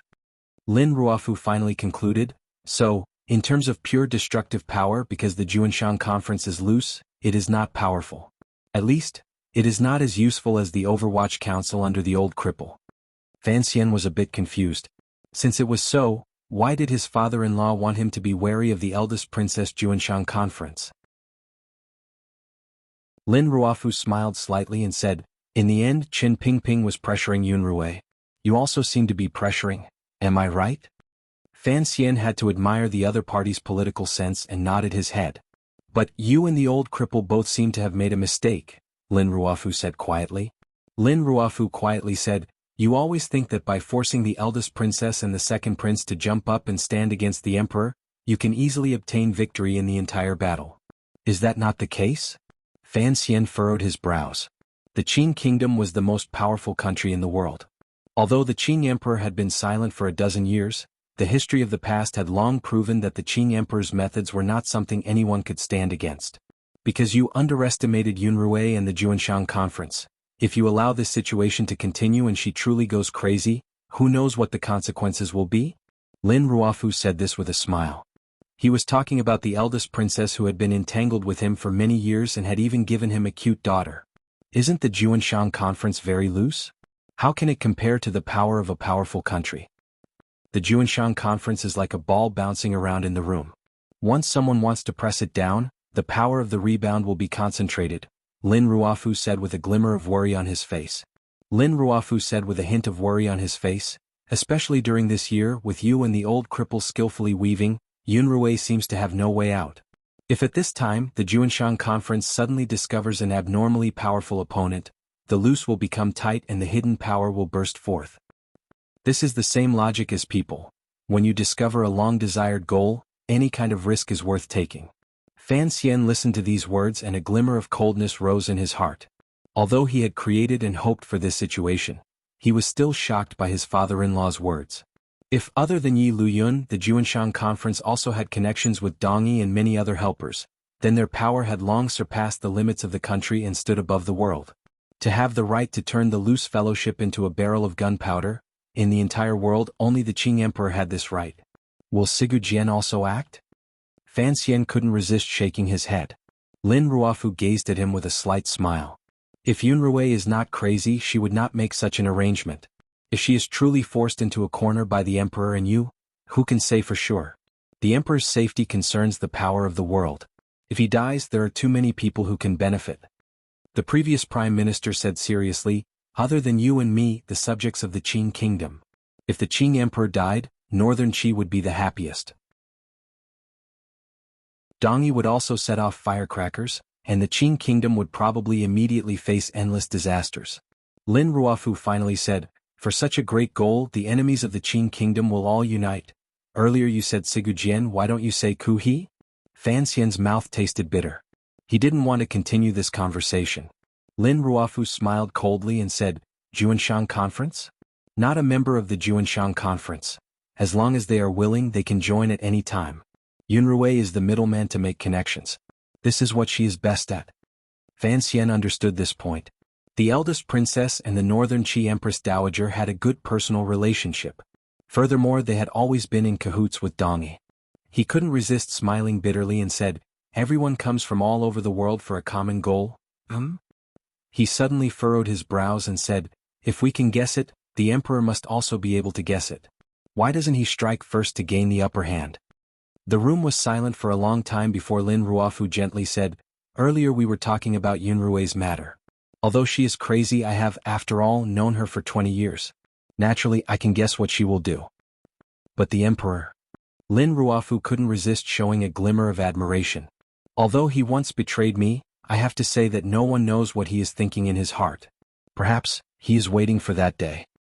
Perhaps he is arrogant to the point of being a moron, Fan Xian thought inexplicably. Then what should I do? Lin Ruofu asked in a quiet voice. Didn't you originally plan to be a spectator? However, if the matter reaches a certain level, whether you are willing or not, you will still have to go on stage and act. At this moment, no matter what angle you look at it from, you must stand firmly on the emperor's side. Fan Xian thought to himself that this was nonsense. Even if he wanted to stand on his mother-in-law's side, after being scared by this father-in-law, how could he have the courage to play with a madman? I'm sick, very sick. Going to sleep. If I feel these chapters are a bit rough, please forgive me. I can't hold on much longer. If you want to know what happens next, please log on to www.cmfu.com. There are more chapters. Support the author and support the original reading.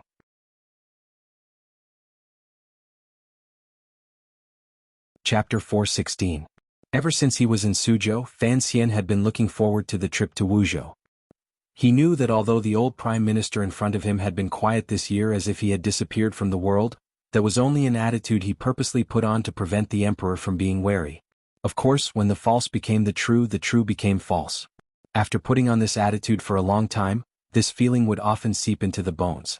Fan Xian admired his father-in-law's courage to give up and gain. He could not stay in court for long, so he left lightly.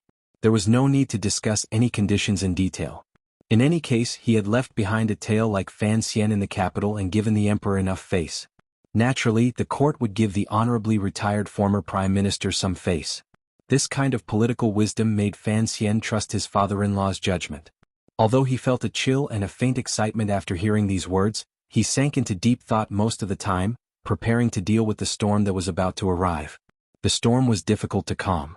Although he had a hand in stirring up the waves, it seemed that Fan Xian had thought too little of the influence of this matter. He understood the eldest princess' thoughts but was unable to immediately grasp the emperor's thoughts. In the end, Fan Xian still had his own advantages. For him, the person who knew most of the secrets in this world was that old cripple. The person who knew some of the secrets was his father. The person who knew some of the secrets was his father-in-law. These three people were the three most capable subordinates of the Qing emperor in the 5 years after the new policies of the Qing calendar, the three capable officials of the Qing court. Fan Xian remembered clearly that before he came to Jingdou from Danzhou, his father and Qin Pingping were like strangers. They had basically never spoken. Prime Minister Lin and Qin Pingping were the two biggest opposites in court. Accurately speaking, it was never possible for this triangle to communicate with each other. All of this, following Fan Xian's arrival in the capital and his marriage to Wanhe, became a posture in the pile of old papers. At that time, other than the Qing emperor, there was another lucky person like Fan Xian who could gather the resources of the three elders and share information from all three sides. For Fan Xian, the present him could see even more clearly than these three elders. However, this kind of luck or perhaps strength could not be placed on an official. Thus, no matter what, one person in this triangle had to step down. Prime Minister Lin Ruofu became the first sacrifice because he and the emperor were not childhood friends. Occasionally, Fan Xian would ask himself, and only then did he realize that his coming out of retirement had indeed brought great harm to the Lin clan.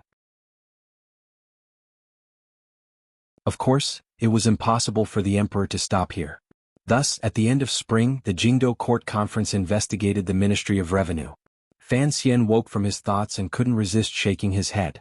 There were clearly still so many problems in the court, yet the emperor had rushed to kill the dog first. However, the prey had not been killed yet. What was going on? Where did the emperor's confidence come from? I won't ask about Jiangnan. Lin Ruofu interrupted his thoughts and slowly said, I believe in your ability. Although, on the surface this trip to Jiangnan seems a bit overboard, presumably you have a backup plan. Only you have to return to the capital to report on your work at the end of the year.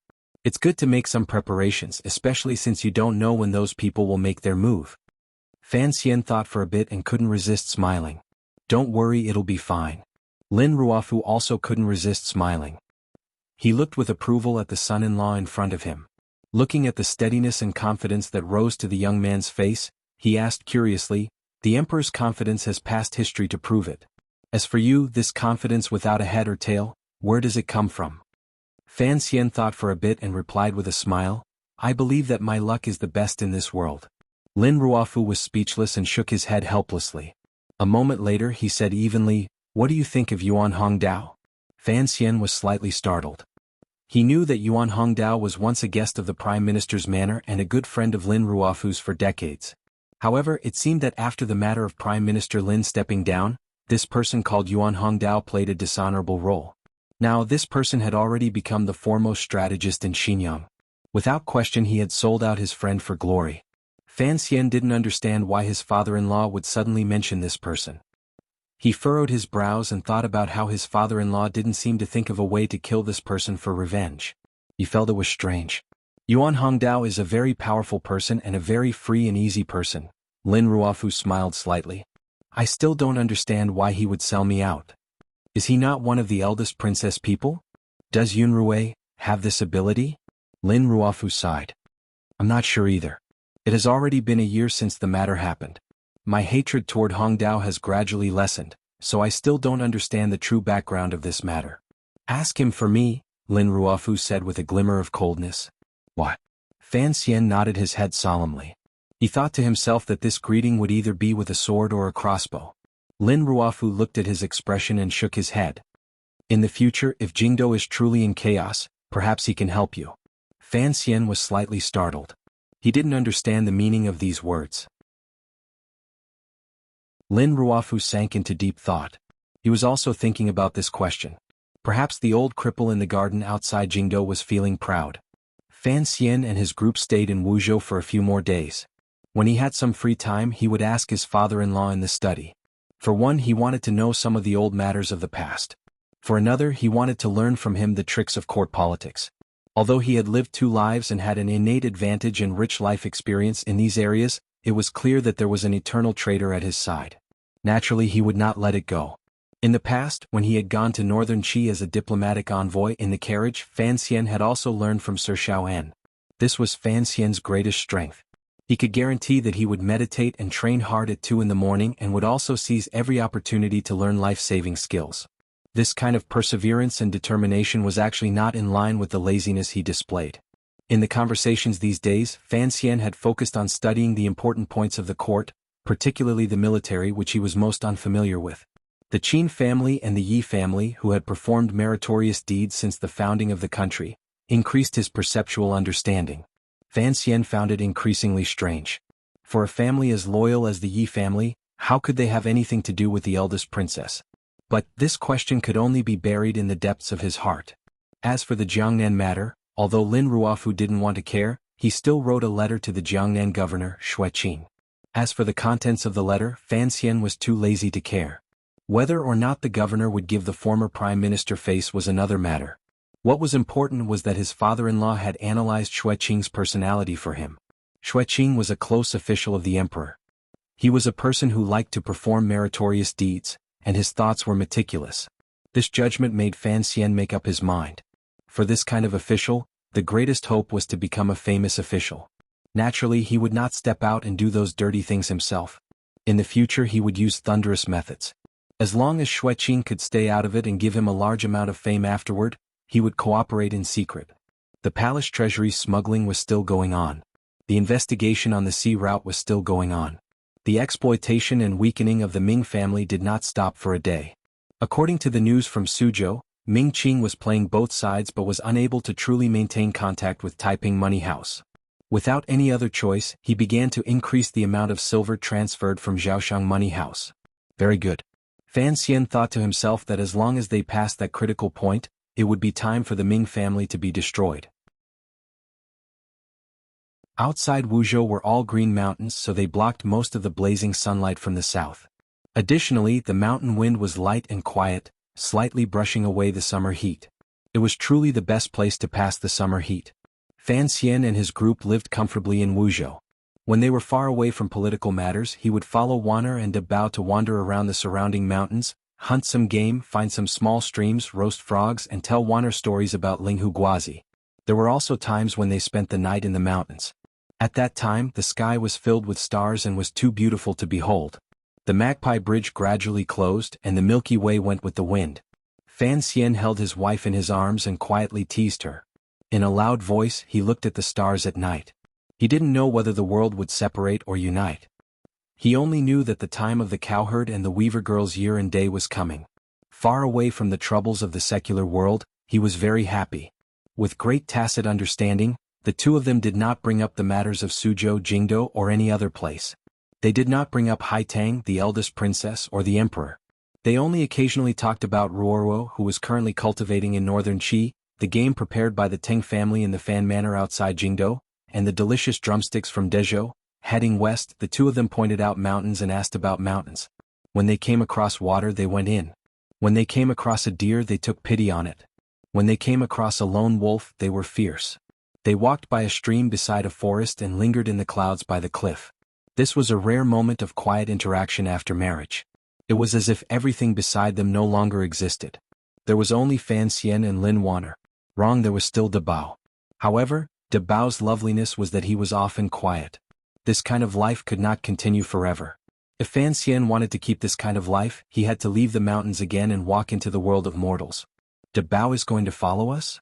Fan Xian opened his eyes and asked curiously. Isn't it to send him to father-in-law's side to keep him company? Lin Ruofu lived alone in Wuzhou. Although there were countless disciples in the clan, there were not many who truly cared for him by his side. Wana was going to follow Fan Xian. If De Bao also went with them, who would keep the old former prime minister company? Without a child, it was like having no children. Fan Xian could understand this kind of loneliness. Father insists, Lin Wanner said quietly. Wanner said quietly. After these days of careful nursing by Fan Xian, in addition to playing in the mountains, Wanner's body had indeed recovered for a long time. There was a healthy flush on her slightly moist cheeks, and the eyelashes on her large eyes fluttered slightly. Fan Xian smiled and gazed at her. Gently holding her hand, he said, "Both are fine." A number of days later, the completely black group of carriages left Wuzhou and slowly headed east. Along the way, they passed a number of small cities and large mountains before coming to a fork in the road. They had already entered the territory of Dongshan Road. This fork in the road led to the two provincial cities under Dongshan Road. To the east was Danzhou. To the north was Jiaozhou. Go to Danzhou and wait for me. I'm going to Jiaozhou to take care of some things. Fan Xian stood on the carriage and said evenly to Wanner in the carriage. At most, I'll be 10 days late. Of course, Wanner knew what he was going to do in Jiaozhou. She sighed in her heart, but she knew that with the emperor's orders, Fan Xian could not refuse.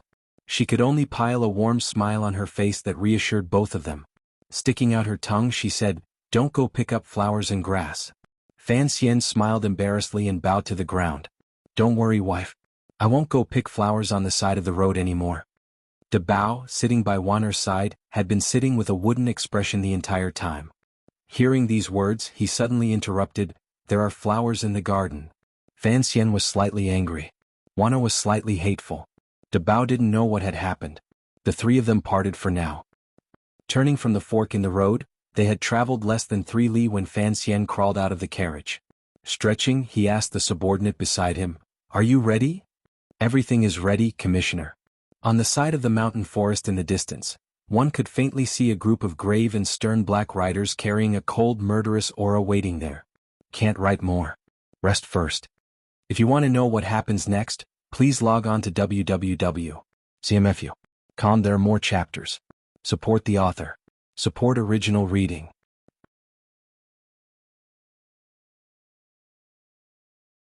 Chapter 417.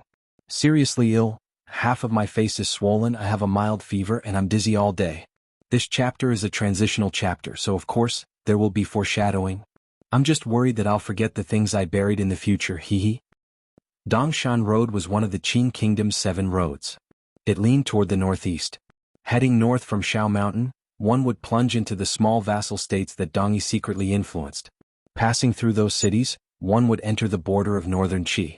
Last year, when Fan Xian went to northern Qi as a diplomatic envoy, he had taken a different route, bypassing Cangzhou and entering via the North Sea, so he had not been to Sealy. Of course he would not head north today. There was nothing in northern Qi that attracted him. Sitting on the horse and looking at the map in his hand, Fan Xian couldn't help but furrow his brows. Pointing to a corner of the map, he said, "So, Jiaozhou is still below Danzhou. What is this large blank space on it?" Beside him was the deputy commander of the Black Knights, surnamed Jing. Commander Jing still wore that silver mask on his face. Listening to his superior's words, he said in a low voice, "To the north of Danzhou is a large stretch of high mountains and dense forests. Very few people dare to enter, so when the map was drawn, there was only a blank space. To the north of this blank space is Dongyi, which faces the bay." Dongyi? Fan Xian sighed. He thought to himself that one day he would have to go and see. It was only now that he found out that Dongyi, the largest city in the world, was not far from Danzhou, where he had spent his childhood. However, Fan Xian was familiar with the mountains to the north of Danzhou. He knew that if he wanted to find a path from those places, it was basically impossible. Moreover, the geographical environment of this area was also very special. Along the coast were cliffs and precipices that stretched for hundreds of miles. Even birds would find it dangerous. If the people of Dongyi wanted to go to the Qing kingdom, they could only go around to the west of Shao Mountain or go by sea. Thinking of Dongyi's powerful sea navigation abilities, a glimmer of worry flashed through Fan Xian's eyes. Although the navy in this world could not affect the bigger picture, it still had the ability to carry out some harassment. What if Dongyi forcefully landed in Danzhou? Only now did Fan Xian finally understand why the emperor cared so much about this matter and wanted him to personally act. He also understood why, after the Quanzhou First Navy was disbanded, the court persisted in maintaining such a navy in the remote Jiaozhou. Jiaozhou was to the south of Danzhou. A powerful navy was stationed there to intimidate Dongyi's power on the sea. A cold smile rose involuntarily to the corners of Fan Xian's lips. Now he knew that the Quanzhou Navy, from a certain perspective, was like his mother's private army. The court's work was indeed watertight. "Old Jing, why don't you take off your mask?" He smiled at the Black Knight commander beside him, doing his best to make his tone gentler and not reveal the chill in the depths of his heart. Following Qin Pingping's strict orders, these 400 Black Knights had become Fan Xian's subordinates ever since he left for northern Qi. The 400 black-clothed, black-horned, black-faced riders had actually helped Fan Xian a lot, such as Shang Shanhu's rescue of Xiao En and the Juanshan conference in Jiangnan. However, the greatest benefit the Black Knights brought Fan Xian was not just these. Due to various reasons, Fan Xian had never been able to extend his hand into the military. The existence of the Black Knights was equivalent to his most powerful martial power. It could increase his power and also give him a bit more confidence when negotiating with others. In a situation where he had no military power, having the Black Knights under his command was a comforting thing. However, Fan Xian was not very close to this group of subordinates because the Black Knights could not enter a province or even go near a province. Fan Xian was also a person who loved to enjoy life, so he did not want to live in a military camp. Thus, there was not much time for conversation between his superiors and subordinates. This kind of unfamiliarity was impossible to get rid of in a short period of time. Fan Xian understood that if he truly wanted to do something in the future, he had to control this most powerful martial power under his command. He could not rely on Qin Pingping to control it. He could only rely on himself to have these 400 riders follow him wholeheartedly and subdue them from the depths of their hearts. Ever since he met up with the Black Knights at the crossroads, he had been trying to use the method he had used to subdue Wang Qinian and Deng Ziyu, as well as the strange deputy commander of the Black Knights who always wore a silver mask. Fan Xian smiled warmly and spoke candidly. He chatted and talked about trivial matters of the day, creating a warm and open atmosphere. Of course, he did not forget to reveal the steadiness and confidence that a person in a high position should have. However, the deputy commander Jing remained indifferent and was not moved at all. He replied straightforwardly, "I'm used to it." Thus Fan Xian was a bit angry. He suddenly smiled slightly and said, "There are only two types of people who wear masks." Riding beside him on the horse, Commander Jing's body did not have any reaction. However, Fan Xian noticed that his hand holding the reins had tightened slightly. It looked like he was interested in this topic. He was probably curious to see how the famous Sir Fan Jr. would comment on the mask. Fan Xian said, "Either the face under the mask is too ugly, or it has been heavily injured and is unbearable to see people. Or, this face is too handsome, so handsome that it's like a girl's." Of course, I am not mocking myself with these words. The Black Knights go into battle to kill the enemy. The more savage the face, the easier it is to scare the enemy. Thus, the first reason does not exist. Fan Xian smiled and gazed at the silver mask flashing with a faint light. Looks like Commander Jing must be a rarely seen handsome man. Commander Jing paused and said a moment later, "The commissioner is indeed impressive." Fan Xian chuckled. He thought that he had heard too many stories about the Prince of Lanling and Di Qing, so he could make a random guess. However, Commander Jing still did not take off his mask. It made Fan Xian very curious as to whether or not he had guessed correctly. "I still don't know your name," Fan Xian said lightly. He couldn't be bothered to do this kind of political work anymore. Commander Jing's gaze became serious. He held the reins in his hand and said seriously, "My surname is Jing and my name is Wuming." "Jing Wuming?" How could Fan Xian not know the name of the most powerful martial commander under his command? He purposely pretended to be shocked and thought of the strange association he had when he first learned this person's name last year. If you are Jing Wuming, then wouldn't I be Shangguan Demoness' father? Hundreds of riders formed into a thin line and headed northeast in the quiet valley. Scouts had been sent out at a certain distance in all directions, so they shouldn't be able to reveal their whereabouts. Fan Xian and Commander Jing were in the middle and were slowly moving through the valley. At this moment, Fan Xian was smiling again because of the association he had made in the past. Commander Jing glanced at him curiously and then said, "My surname is Jing. I don't have a name. I'm not called Wuming." A major figure of the 5th Bureau without a name? A Black Knight general without a name? Fan Xian opened his mouth slightly and couldn't resist sighing. He thought to himself, no wonder people feared the Overwatch Council like it was a demon. Under the influence of Qin Pingping, that old cripple, the entire structure of the Overwatch Council, the way the officials did things, and their backgrounds all carried a strange air. He knew this general would not lie to him and quietly said, "It's better to have a name."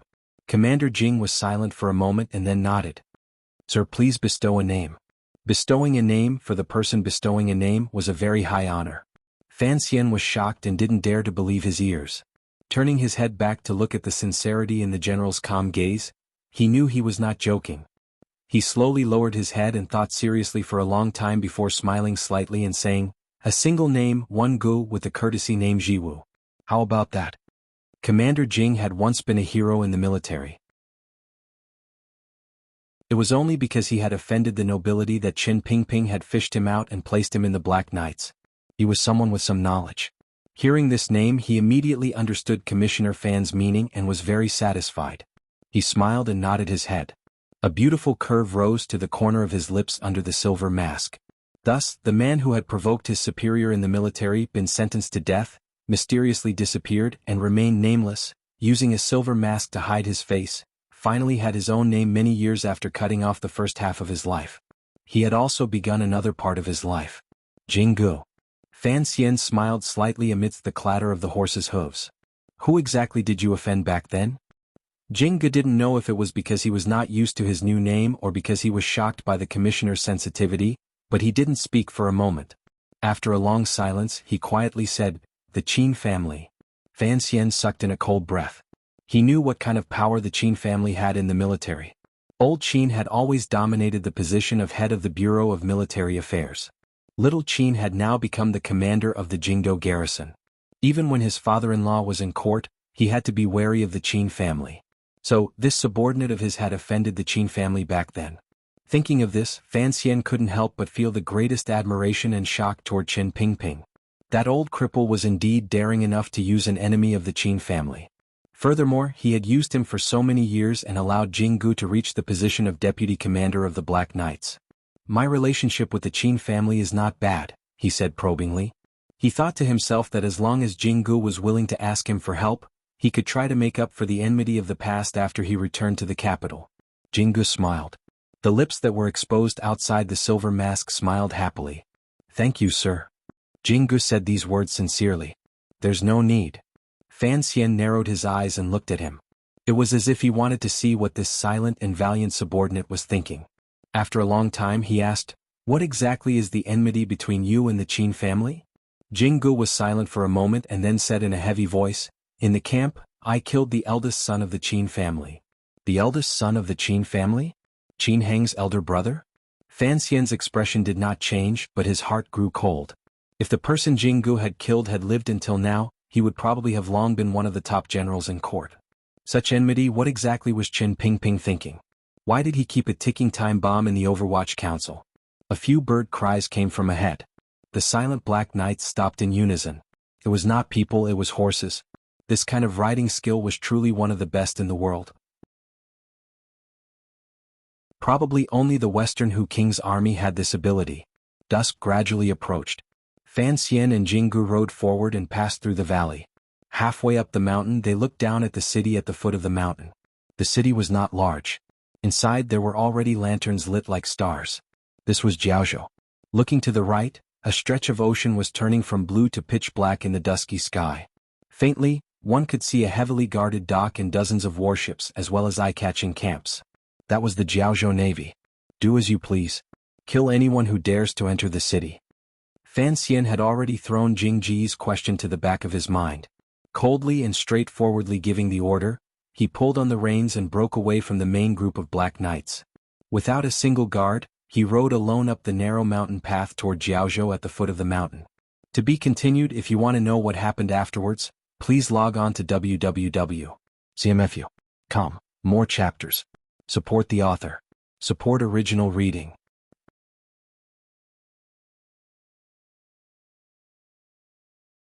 Chapter 418. The Black Knights headed straight for Jiaozhou. In order to deceive people, the route they chose could not be the official road. No matter how confident Fan Xian was or how much confidence he had in the Black Knights' battle power, he could not have the extravagant hope that once chaos broke out, with just 400 riders, they would be able to forcefully suppress one of the three great navies of the Qing kingdom. Thus he could only quietly enter the city and not shoot. Looking at the Jiaozhou city gate in the distance, Fan Xian dismounted his horse. Following the Overwatch Council methods he had learned from a young age, he found a quiet place and let the horse go. The horse was intelligent and seemed to understand its master's intentions. It did not linger and headed into the quiet valley. In a moment, it disappeared without a trace. It was not that Fan Xian was unwilling to kill the horse. The smell of blood was truly unnecessary. On the contrary, it would bring some trouble. After confirming that the horse would not reveal his whereabouts, he sat down under a tree and dug a small hole beside him. Taking off the clothes on his body, he buried them in the ground. Then he took out the equipment on his body and did a careful inspection. He confirmed that the black dagger, the Third Bureau's new hidden crossbow, and the drugs and poisons that never left his body were all there. He smeared something on his face and unconsciously nodded his head. Shortly after he sighed. Somewhat unsatisfied, he buried the Emperor's sword Wang Qinian had given him into the hole. Fan Xian wondered to himself when he would be able to openly use this sword. By the time he left the large tree, the commissioner of the Overwatch Council, Sir Fan Jr., had already transformed into a normal young man. His face was still delicate and handsome.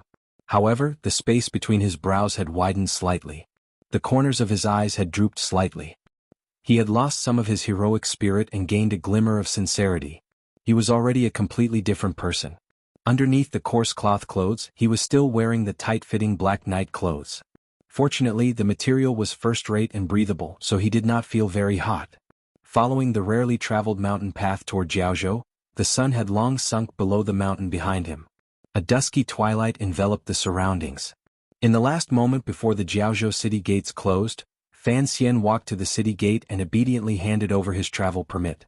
He then answered a few routine questions from the city gate soldiers and easily entered the city. The travel passes made by the Overwatch Council were not fakes, rather they were the real thing. Naturally, no one would discover any problems. Furthermore, when Fan Xian answered the questions, although he was respectful, there was not a trace of panic. Jiaozhou was by the sea and there were many people coming and going.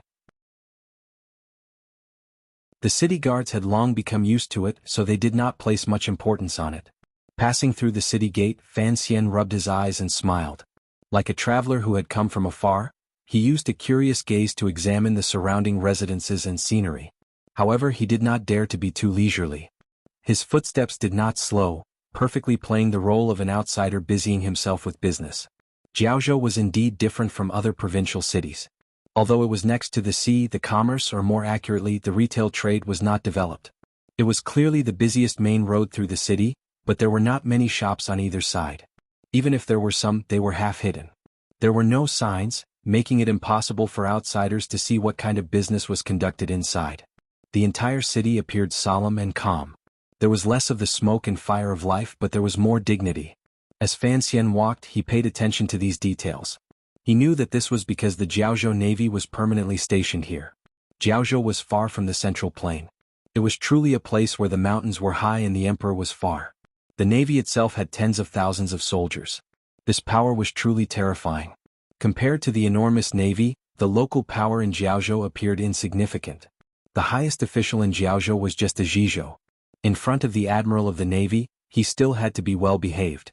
Furthermore, all of Jiaozhou's economic affairs were at the whim of the navy. The daily necessities of the navy's tens of thousands of soldiers, other than being allocated by the court, were requisitioned from nearby. Although it made the people of Jiaozhou angry, it also brought a kind of abnormal prosperity. At least they didn't have to worry about not being able to sell their food. It was because of these reasons that Jiaozhou was like an enormous navy logistics base. It was like a delicate maiden beside a large man. She could only accept it, but she could not make many complaints. With such an enormous entity as the navy at its side, Jiaozhou also carried a strong military aura. The best areas in the city had all been requisitioned by the military. The largest mansions were all lived in by the high-ranking officers of the navy. The best girls were all occupied by the navy. Although the court had a clear order that did not allow the garrisoned officers to live in neighboring provincial cities, everyone knew that this rule had long lost its use. Not only in Jiaozhou but in all the provincial armies and even the border armies, as long as they had some power, they were not willing to live in miserable tents. Instead, they would buy houses and women in the provincial cities. The Black Knights were an exception among exceptions. Fan Xian raised his head to gaze at the brothel with red lanterns hanging high and couldn't resist smiling. In a place with so many hills, the brothel business would not be bad. However, he didn't know if the navy soldiers would renege on their debts. However, according to the news from the council, although the Jiaozhou navy was the emperor of Jiaozhou, they never ate the grass near their nest. In the past, they ate the grass on the sea to the south. Fan Xian lowered his head and walked quickly past a large manor. The manor took up a lot of space with flying eaves and flying phoenixes. The door was painted red and the walls were hidden among bamboo. It took up half a street and was even more arrogant than the mansions of the officials in Jingdo. Today this large manor was like the distant brothel. It was hung with bright red lanterns and appeared to be in a festive mood. On the door was a painting of an immortal with a white beard. Looking at the appearance, it seemed that some important person was having a birthday celebration. What was at odds with this joyous atmosphere were the soldiers standing guard at the entrance of the manor.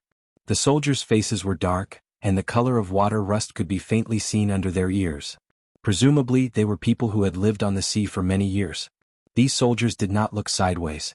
Their faces were solemn as they vigilantly watched the people passing by in front of the manor. There were not many people who dared to stroll in front of the manor, so most of their mission was to check the guests. Although the guests, other than the superiors of the navy, were all officials of Jiaozhou, as well as a few wealthy merchants who could stand in public. There were even a few merchants from far away in Jiangnan. These soldiers still did not relax. They carefully checked the gift boxes to ensure that no one dared to bring a weapon in. Today was the emperor's birthday banquet, so they had to ensure that nothing went wrong. Other than the front door of the manor being heavily guarded, Fan Xian quietly circulated his jinqi. He had long heard that there should be a number of nails hidden in the secluded areas of the manor. He walked quickly past with his head down. A strange smile rose to the corners of his lips. He clearly saw the strength of the guards stationed at the corner of the street outside the manor. At the same time, he drew a map of the surrounding terrain and deeply imprinted it in his mind. In the past, he had only walked once in that enormous royal palace and remembered all the small paths clearly, much less such a large manor. Leaving behind the liveliness and the sounds of greetings behind him, he made the blinding red of the red lantern disappear into the darkness. Fan Xian pressed his lips together. His gaze, intentionally or otherwise, glanced at a spot under the wall by the street. He saw a familiar secret mark and turned to enter, walking all the way to the end of the alley. It was a dead alley. Fan Xian raised his head to look at the wall across from the dead alley and shook his head. Pushing off with the tip of his foot, his entire body rose lightly. Placing his palm on the top of the wall, he flipped over. Silently, Fan Xian, who was disguised as a commoner, once again disappeared into Jiaozhou. Behind the wall was a small courtyard. The place was not very quiet and secluded. One could faintly hear the sounds of the street a few rooms away. Although the house had 6 rooms in the front and back, it looked a bit old. It meant that although the people living here were not common people, their days were not very good. Fan Xian stepped onto the stone steps, pushed open the door and walked straight to the main seat. Picking up the teapot beside him, he sniffed, poured himself a cup of tea and drank it. From the side came the sound of panicked footsteps. The owner of the footsteps walked into the room and found a young man he did not recognize sitting there. He was about to ask questions when he saw the hand gesture made by the person's fingers. He couldn't help being surprised and happy. "Teacher, you've finally come." Fan Xian smiled and put down the teacup in his hand. Gazing at Ho Jichang's thin face, he couldn't resist saying, "You've come to Jiaozhou to be an official. I thought you would be able to take care of your shriveled body. How come you've become even thinner?" After Ho Jichang met with Yang Wanli on the Jiangnan levee, He had spared no effort to rush to Jiaozhou to take up his post. The journey had been tiring. In addition, he had to secretly investigate those shocking matters for Fan Xian, so the pressure on his mind was great. He had been in Jiaozhou for almost a month, but he had not made any progress. Deeply afraid that he would hinder his teacher's important matters, he had been unable to sleep for a number of nights. Presently, his eyes were sunken in, and his cheekbones were protruding. There was nothing of the free and easy appearance of the past Jingdo rainy day scholar. He smiled bitterly and self-mockingly said, "I don't have the ability to look at the affairs of the world with a smile, teacher." Fan Xian sighed. Although Ho Jichang's thoughts were the most meticulous and his actions were the most ruthless and daring of the 4 people under his tutelage, it could be seen that a scholar was, after all, still a scholar. Logically speaking, this matter should have been handled by the Overwatch Council. However, Fan Xian had arranged for Jichang to come. One reason was to shock the Jiaozhou officials. Another reason was because he had a selfish motive. After Jiaozhou fell into chaos, there would certainly be people who would be demoted and people who would receive merit. Such a great merit would certainly allow Jichang to receive an abnormal promotion. Fan Xian was still willing to leave this kind of benefit to his student. However, it could be considered the price for him to be shocked. After you arrived in Jiaozhou, were there any abnormalities? Fan Xian asked calmly. He did not ask about the matter of the Jiaozhou Navy smuggling because he knew that it was impossible for Ho Jichang to clearly understand the dirty matters in officialdom in such a short amount of time. Ho Jichang thought about it and said, "Everyone in the world knows that I am your student, so these officials are quite courteous to me. Even the generals in the Navy are very tactful. It is just that. I don't know much. I've only heard some rumors." Fan Xian nodded. This was a situation he had long guessed. He thought for a bit and then said, "Admiral Chang Kuan is holding a birthday banquet today. Did he not invite you?" Ho Jichang paused and said, "I am only a minor official, but it should be to give you face. This admiral also gave me an invitation. However, you said you would arrive today, so I have been waiting at home. I haven't decided whether to go or not." "Go," Fan Xian said decisively. "You go first." For him to go first, the hidden meaning was that Fan Xian would go later.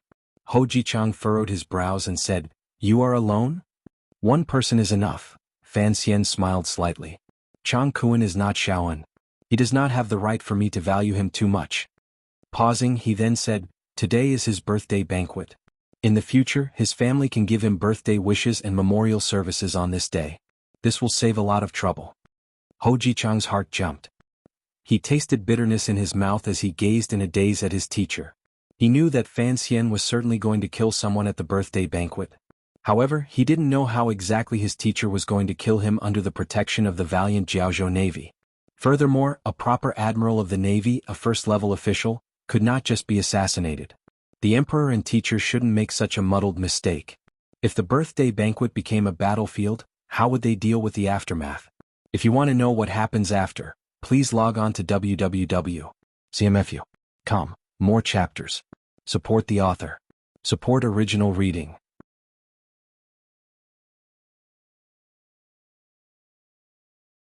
Chapter 419. Why did they come to Jiaozhou and why did they have to deal with the Jiaozhou Navy? In reality, the origin of all of this was because of that little island on the East Sea, that little island that had been bathed in blood. The pirates on the island were a private army raised by the Ming family. While the court was investigating, they were all killed. Fortunately, a secret agent of the Overwatch Council survived with great difficulty and reported the scene of the bloodbath that night to the top. It was the Jiaozhou Navy. It could only be the Jiaozhou Navy. In the following months, the Overwatch Council increased the intensity of their investigation in Jiaozhou. Although they still had no way of grasping concrete evidence, the people in the upper echelons of the court who knew the truth were certain that the Jiaozhou Navy was the hand of the Northern Empress of the Ming family, the hand of the Juanshan Conference, and the hand raised by the eldest princess. No matter how much the Qing Emperor could endure, he could not tolerate such a thing happening. Thus, he sent a secret letter to Fan Xian and ordered him to handle this matter. As for how to handle it, he did not give him a concrete plan. Thus, Fan Xian had a headache. He had no evidence in his hands and had to bring the Jiaozhou Navy back into the range of the court's control. What exactly should he do? The Navy was not the Ming family, the Cui family, or the second prince. It was a truly powerful martial force. If he did not handle it well, it would cause an uproar and weapons would rise. Regardless of whether or not the court could suppress it in the end, he would still get into big trouble. He also knew that in the Ming family's smuggling business, the Jiaozhou Navy certainly played an important role, particularly on the route to Dongyi. Without the protection and escort of the Jiaozhou Navy, these dozen years would certainly not have gone so smoothly. The role the Jiaozhou Navy played in the sea smuggling route was similar to the role Fan Xian's Overwatch Council and Wei Hua's Northern Qi Brocade Guard played in the mainland smuggling route. However, on that island the Navy had killed too many people. Hou Jichang had already gone to the birthday banquet. There was only the disguised Fan Xian left in the little courtyard. Hou Jichang had come under orders to investigate the matter of the Jiaozhou Navy smuggling. Unfortunately, there had been no progress. He had to do many things in the dark, so it was not convenient for him to hire too many servants. Thus, the little courtyard was completely silent. Without lighting a lamp, Fan Xian thought calmly in the darkness, sorting out his plan line by line. As he thought and thought, he couldn't help smiling bitterly. In a moment, the things he would do in a moment would certainly be childish in terms of politics. In terms of style, it would be rude and unreasonable. However, the emperor had given him full authority to handle this matter. Could be seen how much the emperor cared. He had been forced to Jiaozhou. What could he do? If they followed the normal path of investigation and separate questioning, the Navy generals were not idiots. They would not admit to such a crime that could result in their families being wiped out. Furthermore, once the military and the Overwatch Council confronted each other, the military could easily slide in the direction of the explosion. Once there was a mutiny, tens of thousands of Navy soldiers would surround Jiaozhou. How could Fan Xian and his subordinates survive? Thus he could only take the risk. Coincidentally, today was the birthday of the Admiral of the Navy, Chang Kuan. All of the high-ranking Navy generals had gathered in Jiaozhou and were far away from the soldiers they controlled. Although the Jiaozhou Navy still had tens of thousands of people, there were only a few generals left to guard. Once they moved, it would be difficult to communicate between inside and outside the city. The Navy's reaction would also be a few beats slower. Fan Xian could also use this opportunity to wipe out all of the generals at the birthday banquet in one fell swoop. His appetite had always been this big. However, even Hou Jichang was curious as to where Fan Xian's confidence came from. He was only one person. Admiral Chang Kuan looked at the table full of guests with a face full of smiles. However, this smile carried a bit of reservation and a bit of arrogance. He was smiling because he was in a good mood. He had lived for more than 40 years. Everything had been smooth sailing and he held a high position. All of the officials and wealthy merchants in and out of the city had come to flatter him. Even the important figures far away in Jiangnan had all sent gifts. If he didn't smile, how could he express this pride? The reason he couldn't laugh to his heart's content was because of his position. As the highest military official in Jiaozhou, the local emperor in name and in reality, each of his words and actions affected hundreds of thousands of people. He had to be careful and put on a dignified and solemn appearance. Could he take in another 100,000 liang of silver from this banquet today? The admiral calculated in his heart and raised his cup in invitation to drink. All of the nobles at the table below stood up and raised their cups in greeting, praising endlessly. Chang Kuan's gaze flickered to the table in the corner to his right. Looking at the indifferent expression on the official's face, he felt very unhappy. That official had been in Jiaozhou for a while, but not only had he not come to show his respect, he had not even done a formal greeting. However, Chang Kuan still tolerated it and had even invited him to the birthday banquet. All of this was because the official's background made him very afraid. Hou Jichang, Jiaozhou's Dianli and provincial judge, was only a 7th-level minor official. However, Hou Jichang's background was too deep. Everyone under heaven knew that he was one of Fan Xian's 4 disciples. After last year's spring examination, he was ranked 3rd. Even though Chang Kuan was a 1st-level military official, he still had to give the Fan manor some face. Furthermore, because of the Jiangnan matter, Chang Kuan had always been wary of the Overwatch Council. The fear in the depths of his heart could not be eliminated. He didn't know why Sir Fan Jr. would arrange for his student to come to such a remote Jiaozhou. Was the Overwatch Council truly suspicious of the Jiaozhou Navy? However, the Ming family shouldn't have leaked any information. The old matriarch was also already dead, so no one should be able to obtain evidence. At his own birthday banquet, Chang Kuan held his wine cup, but his thoughts floated to another place. There was no one left alive on that island. The people who had acted were all his trusted generals. Those soldiers were locked up in tents every day, so there shouldn't be any problems. Seeing the admiral holding his wine cup in a daze, the guests at the table below looked at each other, unsure of what had happened. Chang Kuan came to his senses and smiled self-mockingly. His wives and children were all in Jingdo. He didn't know how they were doing. As for the Jiaozhou matter, even if the court heard some rumors, what could they do to him? The Overwatch Council did not have concrete evidence, so they did not dare to touch a military boss like him. After thinking clearly about the cause and effect, reassessing the situation and confirming his own safety, the large stone that had been pressing down on Chang Kuen's heart finally lightened. He nodded to the person beside him and agreed to call in the dancers to liven things up. Looking at the calm Ho Jichang below the table, Chang Kuen still felt a bit uncomfortable. He gently coughed and felt his stomach bulge. He said a few words to his subordinates and went to the latrine in the back of the courtyard. Fan Xian left Ho Jichang's home and walked to the bustling back wall of the Admiral's manor, carefully hiding his figure. Just like how there were rarely any patrolling soldiers on the high walls of the royal palace, there were not many people watching the back wall of the Admiral's manor.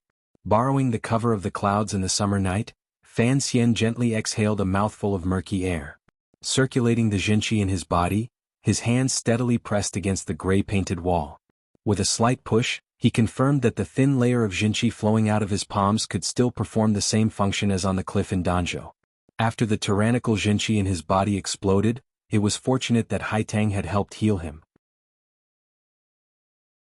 However, he was still worried that his best Spider-Man ability would be lost following the slight change in the way the jinqi circulated in his body. Fortunately, it was still there. Like a ghost, Fan Xian silently flipped over the high walls of the Admiral's manor and slid into the grass in the courtyard. Very easily, he knocked out the 2 guards behind him and then walked to the kitchen. From his clothes, he took out the Overwatch Council's special poison injection tool. Using the thin needle at the front of the tube, he poured the prepared knockout drug into a sealed wine urn. To the side was an unsealed wine urn. Fan Xian thought for a bit and then scooped up a mouthful to drink. He felt that the taste of the wine was indeed not bad. The Jiaozhou Navy's enjoyment was indeed not something that could be supported by military pay. Before leaving, he casually tossed in a pill. Fan Xian stood in the darkness and looked at the distant soldiers outside the room. He couldn't resist smiling. Chang Kuen, that bastard, was indeed afraid of death. He needed people to stand guard outside when he went to the toilet. He climbed onto the roof from the back. Angrily, he pinched his nose and jumped down. The tips of his feet landed on the ground without a sound. He looked at the toilet and found that the Admiral's Manor's Mao Manor was also extravagant. It had 2 rooms. Unfortunately, the outer room did not have a toilet. Fan Xian undid his pants and began to urinate. The sound of water dripping rang out. Then the Admiral squatting in the toilet was startled. Chang Kuen's pants were halfway down. He was sitting on a chair. The chair was empty with a toilet under it. Although his appearance was a bit wretched, an eagle-like viciousness appeared in his eyes. There was someone outside. When he knew that someone could pass through the Admiral's Manor's layers of defense and come to his side while he was out, Chang Kuen felt a chill in his heart. His first reaction was to yell, "Assassin!" However, he was a smart person, so he immediately shut his mouth tightly. If the person coming was an assassin, then he would not purposely make some noise to startle him. Since that person had the ability to quietly come to his side, then even if he called for the guards, they probably wouldn't be able to stop the other party's assassination. Thus he didn't say anything. He only waited nervously, wanting to know the intentions of the ace outside. A clear and cold voice came from outside the compartment. "Why didn't you invite me for your birthday banquet?" A glimmer of viciousness flashed across Chang Kuen's face. Shortly after, he smiled slightly and said, "May I know your name and where can I send the invitation?" The curtain to the compartment was lifted. Fan Xian pinched his nose with one hand and furrowed his brows. Looking at the old general's appearance, he said, "You are Chang Kuen?" Chang Kuen was very embarrassed and angry. He was a first-level official of the Qin kingdom. When had he ever been questioned by someone under such circumstances? Furthermore, the tone of the other party's question was so condescending and frivolous. However, he knew that now was not the time to be unyielding. He could clearly feel the danger of the young man in front of him. He narrowed his eyes and said, "I am Chang Kuen. Sir, may I wash my hands before we talk?" "Do you want to shout?" Fan Xian smiled and said, "Today, even if you shout until your throat breaks, it will be useless." Chang Kuen's brows furrowed tightly and asked, "Who exactly are you?" "I am Fan Xian." Fan Xian put down the curtain and replied through it. Chang Kuen's heart jumped. Both of his hands began to tremble. Fan Xian? Why would the commissioner of the Overwatch Council suddenly come to Jiaozhou? Why would he appear at his birthday banquet? Why would he appear in his own bathroom? Was it really that young murderous star outside? As Chang Kuan messed around with it, he fastened his belt and said, "Who exactly are you?" After knowing the identity of the person who had come, Chang Kuan knew that today's matter was troublesome. He was even beginning to smell the scent of losing his reputation. He forced himself to calm down. As he delayed, he calculated in his heart. "Meeting in the bathroom is not very comfortable," Fan Xian said quietly from outside the curtain. "However, in order to hide from others' eyes and ears, this is all I can do." Hide from others' eyes and ears? Naturally, there was another explanation. Chang Kuan's heart calmed slightly, but he didn't lift the curtain and go out. Taking a deep breath, he said, "If it really is Commissioner Fan, what business do you have today? I want to make a deal with you." "What deal?" "A deal on the nameless island in the East Sea." The voice outside the curtain rose gently and drifted in sinisterly. It was like Chang Kuan had been struck by lightning. His lips were dry. He couldn't even smell the foul stench in the room. Breathing rapidly, there was only one thought in his mind. The court indeed knew. The Overwatch Council was coming to deal with him. After all, he was not an idiot. He heard the hint of change in Fan Xian's words. Gritting his teeth, he said, "I don't understand what you're saying. You colluded with the Ming family and secretly ordered pirates to rob the palace treasury merchant ships. You also secretly took charge of smuggling northward toward Dongyi. That is what I want to talk about. Don't try to slander me." Chang Kuan's body was in the latrine pit. His heart was like a stone in the latrine pit. With a stern expression, he purposely raised his voice a little. He wanted to secretly notify his personal guards outside. Fan Xian seemed to not notice his little thoughts and laughed mockingly. "You know yourself if you're slandering me or not." Chang Kuan shouted sternly, "Bring out the evidence." Your Overwatch Council can forget about making me guilty. I'm not some kind person. The Jiaozhou Navy is also not some sissy official in Jingdo. If you don't have concrete evidence and want to mess around, be careful that it won't end well. Although Fan Xian had a dark reputation, Chang Kuan had tens of thousands of iron-blooded men under his command, so he was indeed not afraid of him. "It doesn't matter whether I believe your crimes or not. It also doesn't matter whether the people and officials of the world believe it or not." Fan Xian's voice carried a glimmer of coldness outside the curtain. "What is important is that the emperor believes your crimes. Otherwise, why would he have me come to Jiaozhou to investigate?" Chang Kuan's heart began to beat violently. He was struck down by Fan Xian's words. As long as the emperor believed there was a problem with the Jiaozhou Navy, then given the emperor's methods, even if he didn't use the laws of the country to punish him, he still had ways to make his life a living hell. Chang Kuan was also an old general who had followed the Qing emperor on 3 northern expeditions. In the depths of his heart, his worship and fear of the Qing emperor could never be wiped away. Fan Xian continued to attack from outside the curtain. "In this world there are not many people who can save you, other than me." Chang Kuan slumped back into the chair. His eyes narrowed slightly as they spun rapidly. A moment later he sighed and said, "Commissioner, what exactly do you want?" Chang Kuan was the admiral of the navy, a first-level official. Although Fan Xian's power did not belong to a third person, the commissioner of the Overwatch Council was an official with no rank or rank. Thus, in the beginning of the conversation in the bathroom, Chang Kuan had held on to this point and refused to lose any ground in terms of aura. However, at this moment he began to refer to Fan Xian as commissioner. Naturally, the defenses in his heart began to loosen. After a long silence, Fan Xian asked in a quiet voice from outside the curtain, "I've always had a great doubt, your relationship with the Yi family is not that deep. Your relationship with Yan Xiaoyi is also not very good. Even in past history you have no connection to the eldest princess. Although your position is high and your power is strong, in the Juanshan conference, you can only play the role of a worker. Thus, I am very curious as to who your true master is.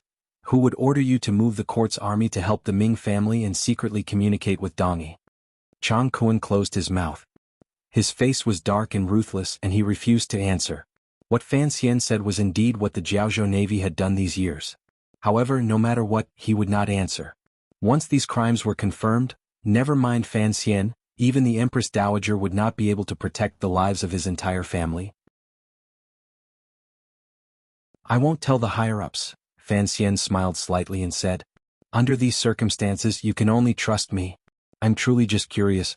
Whether you die or not, whether your entire family will be buried with you, is of no benefit to me." Chang Kuan still could not say it. He smiled coldly and gritted his teeth. "Am I an idiot? Commissioner, what does these things have to do with our Jiaozhou navy? If you have evidence, you can take the Emperor's sword and capture me on the spot in the tent. The Navy's 10,000 soldiers wouldn't even dare to fart. But if you don't have evidence, then don't block me in this smelly place to chat. He said sinisterly, Sir Fan Jr., today is my birthday banquet. If you are willing to give me some face, we can drink a cup or two at the banquet. As for chatting, that's fine. When your Overwatch Council has evidence, it won't be too late to come find me then. Fan Xian sighed outside the curtain. Chang Kuan narrowed his eyes behind the curtain.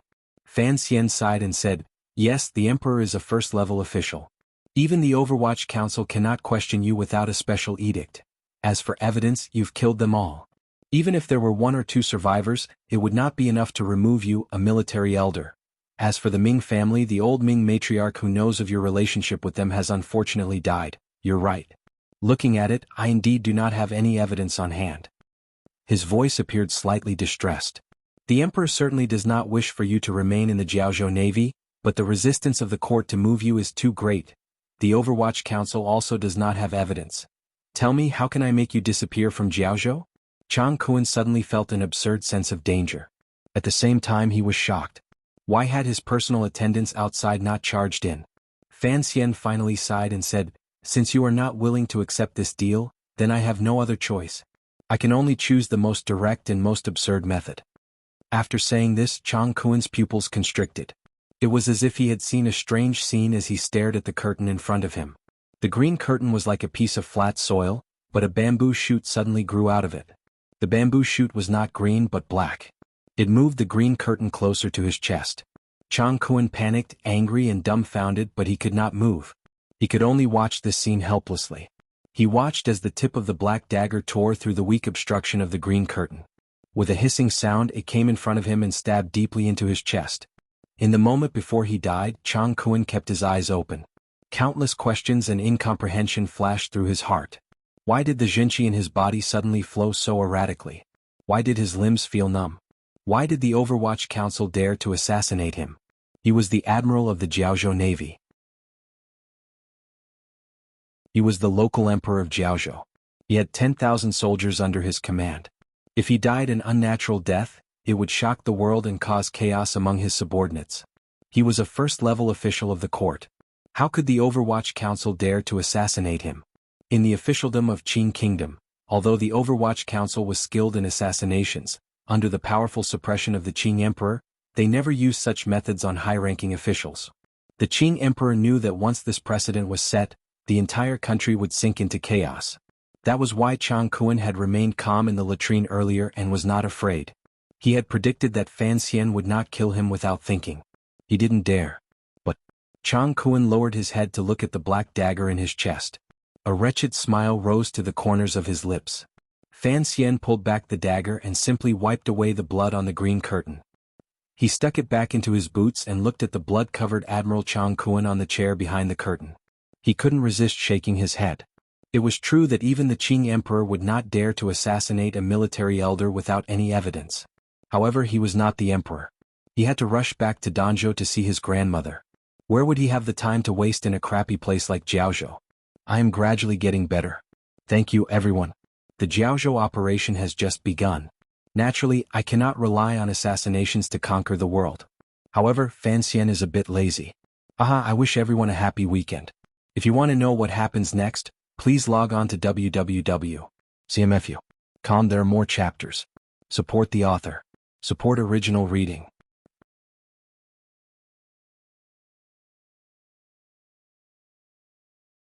Chapter 420.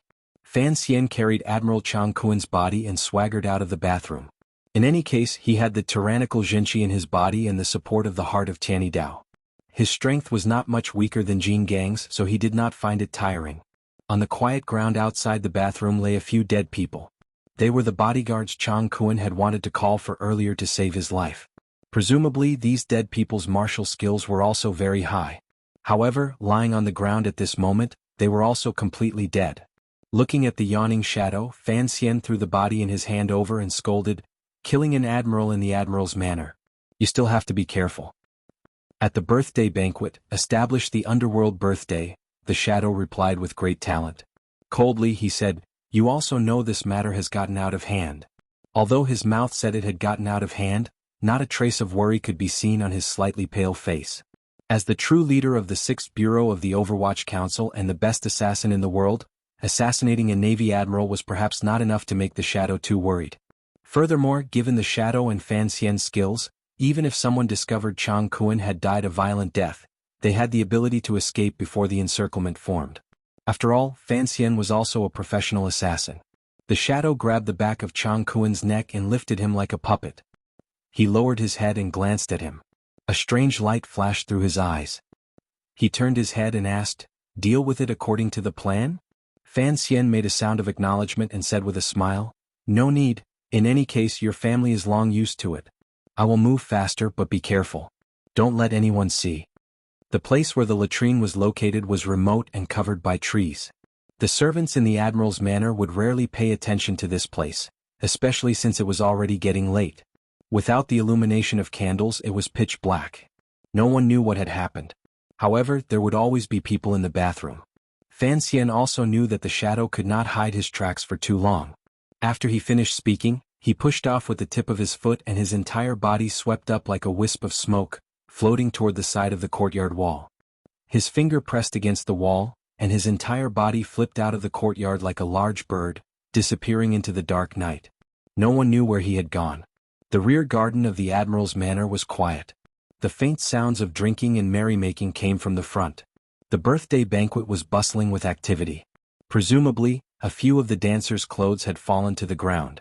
No one had discovered that the Admiral had been out for too long, and no one would have thought that the Admiral had already died at this time. The Admiral's manor and Ho Jichang's home were separated by about 2 streets. Going north in the middle of this straight line, after making 2 turns, there was a very unremarkable cloth shop. After Fan Xian quietly left the Admiral's manor, he sprinted madly through the night. He turned and swept through the door. His fingers came together and made a hand gesture. At the same time he took out the commissioner's token tied to his waist and flashed it. The lights in the room were not bright. It was obvious that they did not want to attract the attention of the patrolling soldiers outside. When the owner of the cloth shop saw Fan Xian, he was shocked at first. After confirming his identity, he immediately regained his calm. He lowered his head and asked, "Immediately?" "Right away." Fan Xian nodded. As he began to take off his clothes, he picked up the cup of tea and downed it. Even though his cultivation was very high, he still felt thirsty on such a hot day. After taking off his outer clothing, he asked, "How many people?" The owner of the cloth shop was busy taking out clothes and related items with him. Hearing his question, he replied in a low voice, 7 people. Fan Xian reached his hand into the robe he handed over and nodded. He didn't continue to say anything. This cloth shop was like the oil shop in Shangjing in northern Qi. They were both spies of the Overwatch Council. Of course, this was not the Jiaozhou branch of the Overwatch Council. The manner of the branch had long been revealed. Fan Xian wanted to catch the generals in the Admiral's manor unprepared, so he had chosen this place. Very quickly, he dressed up and removed his disguise. Fan Xian didn't have to lift a finger. He allowed the owner of the cloth shop and his other subordinates to carefully and hurriedly tidy up his body. This made him feel a bit strange. It was like a male model changing clothes backstage. In just a moment, Fan Xian had already transformed back into the commissioner of the Overwatch Council. The black official robes on his body emanated a cold, murderous aura, extinguishing much of the heat of the hot day. The owner of the cloth shop was the true head of the Overwatch Council in Jiaozhou. Seeing this scene, he couldn't help but shake his head. Great confusion welled up in his heart. He knew the commissioner's flow of work tonight, so he increasingly didn't understand why the commissioner had taken the risk to enter the Admiral's manor earlier and then afterward, was busy changing clothes and openly going to the manor to question the case. Even the Shadow, who was waiting for orders in the Admiral's manor, didn't understand Fan Xian's thoughts. If it was to assassinate Chang Kuan, the Shadow was enough. There was no need for Fan Xian to be so busy and even cut a sorry figure. In reality, all of this was because before Fan Xian killed Chang Kuan, he still had a glimmer of hope. He still felt it was strange. In his heart, he had a deep fear of the hand behind Chang Kuan's back. An enemy with an unknown name and unknown strength was the most terrifying. Pushing open the door of the cloth shop, Fan Xian walked out with his head held high and his chest out. The summer wind blew against the corners of his black official robes, making them whistle. Behind him, the people in the cloth shop also cleanly took off their hats and clothes, revealing the dull black Overwatch Council robes. They wore official hats on their heads and each held a few important items in their hands. The owner of the cloth shop held a bright yellow scroll in his hand. His disciple held a long sword in his arms. Just like this, a group of 8 people in the Jiaozhou night walked brightly and noisily out the door. Following the heavily guarded long street, perhaps bravely or perhaps recklessly, they walked toward the Admiral's manor not far away. Other than the brothel still bustling with activity, other than the Admiral's manor, Jiaozhou appeared somewhat quiet. For a strange group like Fan Xian's to suddenly appear in the quiet Chang Street, it immediately attracted the gazes of many people. Particularly since this place was not far from the Admiral's manor, there were immediately soldiers hidden in the dark who walked out and stopped this group of people, preparing to question them. The ones who maintained Jiaozhou's orders should have been the provincial soldiers. However, because the enormous navy was at the side, the navy soldiers were like half the masters in the city and gradually stole the position of the provincial soldiers. These soldiers had always been arrogant and tyrannical. Today they were responsible for the defense of the Admiral's manor. They could only listen to the singing and dancing inside and smell the fragrance of wine and meat. Yet they had to endure in the hot night. They were not in a good mood, so when they came out to investigate, their tone was not very gentle. "Stop right there. Who are you? Why are you still on the street in the middle of the night?" The questioning voices of the navy soldiers suddenly stopped because the young man at the head of the strange group on the Chang Street smiled at him. This young man's face was handsome and his smile was gentle. However, it was this gentle smile that seemed to carry a dignity and pressure that could not be looked at directly. The leader was a junior officer. Looking at this group of people, he felt it was increasingly strange. Wearing all black in the night, he unconsciously tightened his grip on the hilt of his knife. Unexpectedly, the strange group of people did not even look at him. They treated the weapons in the hands of the dozen soldiers like they were tree branches in the summer night. Their expressions did not change and their smiles did not fade. Leisurely they walked straight past them. The junior officer was angry. He pulled out his knife and moved to block in front of the other party. The knife broke as soon as it came out. With a crisp clang, the tip of the knife landed on the ground. By Fan Xian's side, the owner of the cloth clothing shop, who had already put on his official robes, pulled back the knife in his sleeve and took out his token. In a cold voice he said, "The Overwatch Council is handling a case." The officer was shocked. Holding the broken knife in his hand, he was speechless for a moment. In reality, the relationship between the Overwatch Council and the military had always been good. The Overwatch Council rarely investigated the internal affairs of the military, so the Qing soldiers were not very afraid of the Overwatch Council. However, there were too many legends among the people. The terror of the council was deeply rooted in the hearts of the people. Officials were also soldiers and soldiers were also commoners. Suddenly discovering that a group of ruthless Overwatch Council secret agents had walked past him and had even cut his knife in half, the official still couldn't help but feel afraid. By the time he reacted, he found that the Overwatch Council people had already walked onto the street in front of the Admiral's manor. The officer's heart tightened, but he didn't have time to notify his colleagues in the manor. His eyes spun around a few times. He still hadn't decided whether to immediately report to his superiors or leave the city to notify his brothers in the tent. Of course, the armed forces guarding outside the Admiral's manor were not just this small group of Navy officers and soldiers. The Navy officers in charge of security at the end of the street all discovered the strangeness here and immediately recognized the true identity of this group of black-clothed people. Overwatch Council secret agents. No one knew what the Overwatch Council people wanted to do. They were all part of the court, so the Navy soldiers could not immediately take out their weapons and chop them into minced meat. Furthermore, they knew that the Overwatch Council was a special agency directly under the Emperor. Everyone felt a chill in their hearts as they stared at Fan Xian and his group with eyes full of hostility. A group of Overwatch Council officials walked to the front door of the Admiral's manor under the watchful gazes of dozens of people on both sides of the street. Fan Xian pulled his official hat up and scratched his slightly itchy hair. He raised his head and glanced at the red lanterns outside the manor door and the pictures pasted on them.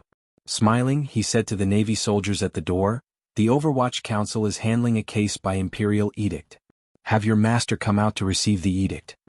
The 6 soldiers had been glaring like tigers. Suddenly hearing the words, "handling a case by imperial edict," they immediately lost their spirit. They looked at each other and someone quickly ran into the manor to pass on the message. The rest of them quickly opened the front door and prepared to welcome the angel. Fan Xian was worried that the matter at the back of the admiral's manor would be discovered, so he did not pay attention to these rules. Raising his foot, he stepped over the high threshold of the admiral's manor and directly charged in. The Navy soldiers looked at each other in the back, thinking, how could there be such an arrogant person in this world? Even if you are an official of the Overwatch Council, even if you have an imperial edict, you are not here to search the property. How dare you charge in like this? The Overwatch Council people charged in, so Chang Kuen's soldiers did not dare to slight them. They followed in and took up their own advantageous positions. They stared at Fan Xian and his group warily. Although they did not think they would fight in a moment, they had to suppress the other party's aura. Fan Xian did not seem to feel anything. He quickly walked to the door of the main hall and pushed it open to enter. With a glance, he saw that the soldier who had entered earlier to pass on the message could not find Admiral Chang Kuen, so he could only say something in the ear of a deputy general. The music in the hall was still playing. Singing and dancing celebrated peace. Through the wide open door, the sound traveled into the night of Jiaozhou. Fan Xian stood at the door and looked at this lively scene with cold eyes. He knew that Chang Kuen's death had not been discovered. His heart was slightly at ease. His expression grew colder. With a cold smile, he said, "Everyone is in a good mood." There was a sudden silence in the hall. Everyone was startled by this uninvited guest. A few of the rash generals of the Jiaozhou Navy had already drunk too much. Abruptly, they heard the moaning by their ears disappear. Focusing their eyes, they saw the beauty in their arms looking with a glimmer of fear outside the hall. Involuntarily, they turned their heads and found the black-clothed people. A general abruptly rose, thinking, "Who the F***ck dares to disturb me drinking wine?" He was about to open his mouth and curse. A few of the Jiaozhou government officials' hearts jumped. In the blink of an eye, they recognized the true identity of the black-clothed people standing outside the door. Although the Overwatch Council's official robes were not eye-catching, they were too eye-catching. Ho Jichong, who was sitting at the end of the table, only smiled warmly as he drank and chatted quietly with the prostitute beside him. His eyes didn't even glance in their direction. On the other side, the Navy general who had been preparing to open his mouth and curse forcefully swallowed his profanity back into his stomach. He looked at Fan Xian at the door with dissatisfaction and silently cursed his bad luck. He wondered why these black dogs of the Overwatch Council had suddenly come. A middle-aged man sitting at the side of the main seat slowly rose and said with a smile toward the center of the hall door, "Why have you come tonight?" Fan Xian glanced at this person and knew that he was an important figure in the Jiaozhou Navy, one of Chang Kuen's right-hand men, famed for his intelligence, Dang Xiaobo. The owner of the cloth shop beside Fan Xian coldly said, "The Overwatch Council is investigating a case. Where is the Admiral of the Navy, Chang Kuen?" There was a great clamor in the hall. Everyone had confirmed the guesses in their hearts. They became increasingly nervous and wary, particularly the officials on the Jiaozhou Navy's side. Their eyes were spinning and no one knew what they were calculating. At this moment only the Jiaozhou Zhizhou sitting at the top could come out and speak. This half-century-old man coughed and arrogantly said, "Sir, today is Admiral Chang's birthday. What business cannot be discussed tomorrow? I am busy, please don't talk too much nonsense." Fan Xian swept his gaze across the hall. The Jiaozhou Zhizhou was slightly angry. He thought that there were at least 5 or 6 upper-level officials sitting in the hall. Even the Overwatch Council could not be so impudent. Holding back his anger, he said, "May I ask for your official title and name?" Fan Xian smiled and said, "I am the current commissioner of the Overwatch Council. My surname is Fan, my name is Xian, and my courtesy name is Nji. I haven't recovered from my illness. I was wrong yesterday and I'm being punished today. I feel terrible and I'm fainting. To be continued. If you want to know what happened next, please log on to www.cmfu.com. There are more chapters. You're tuning in to the Han Li's Wuxia Adventures YouTube channel. We're so grateful for your support and don't forget to subscribe to join us on this incredible journey through captivating stories. Your generosity through donations truly makes a world of difference, as it's the primary source of revenue that allows me to expand and enhance this channel for you. Thank you from the bottom of my heart for being a part of this adventure.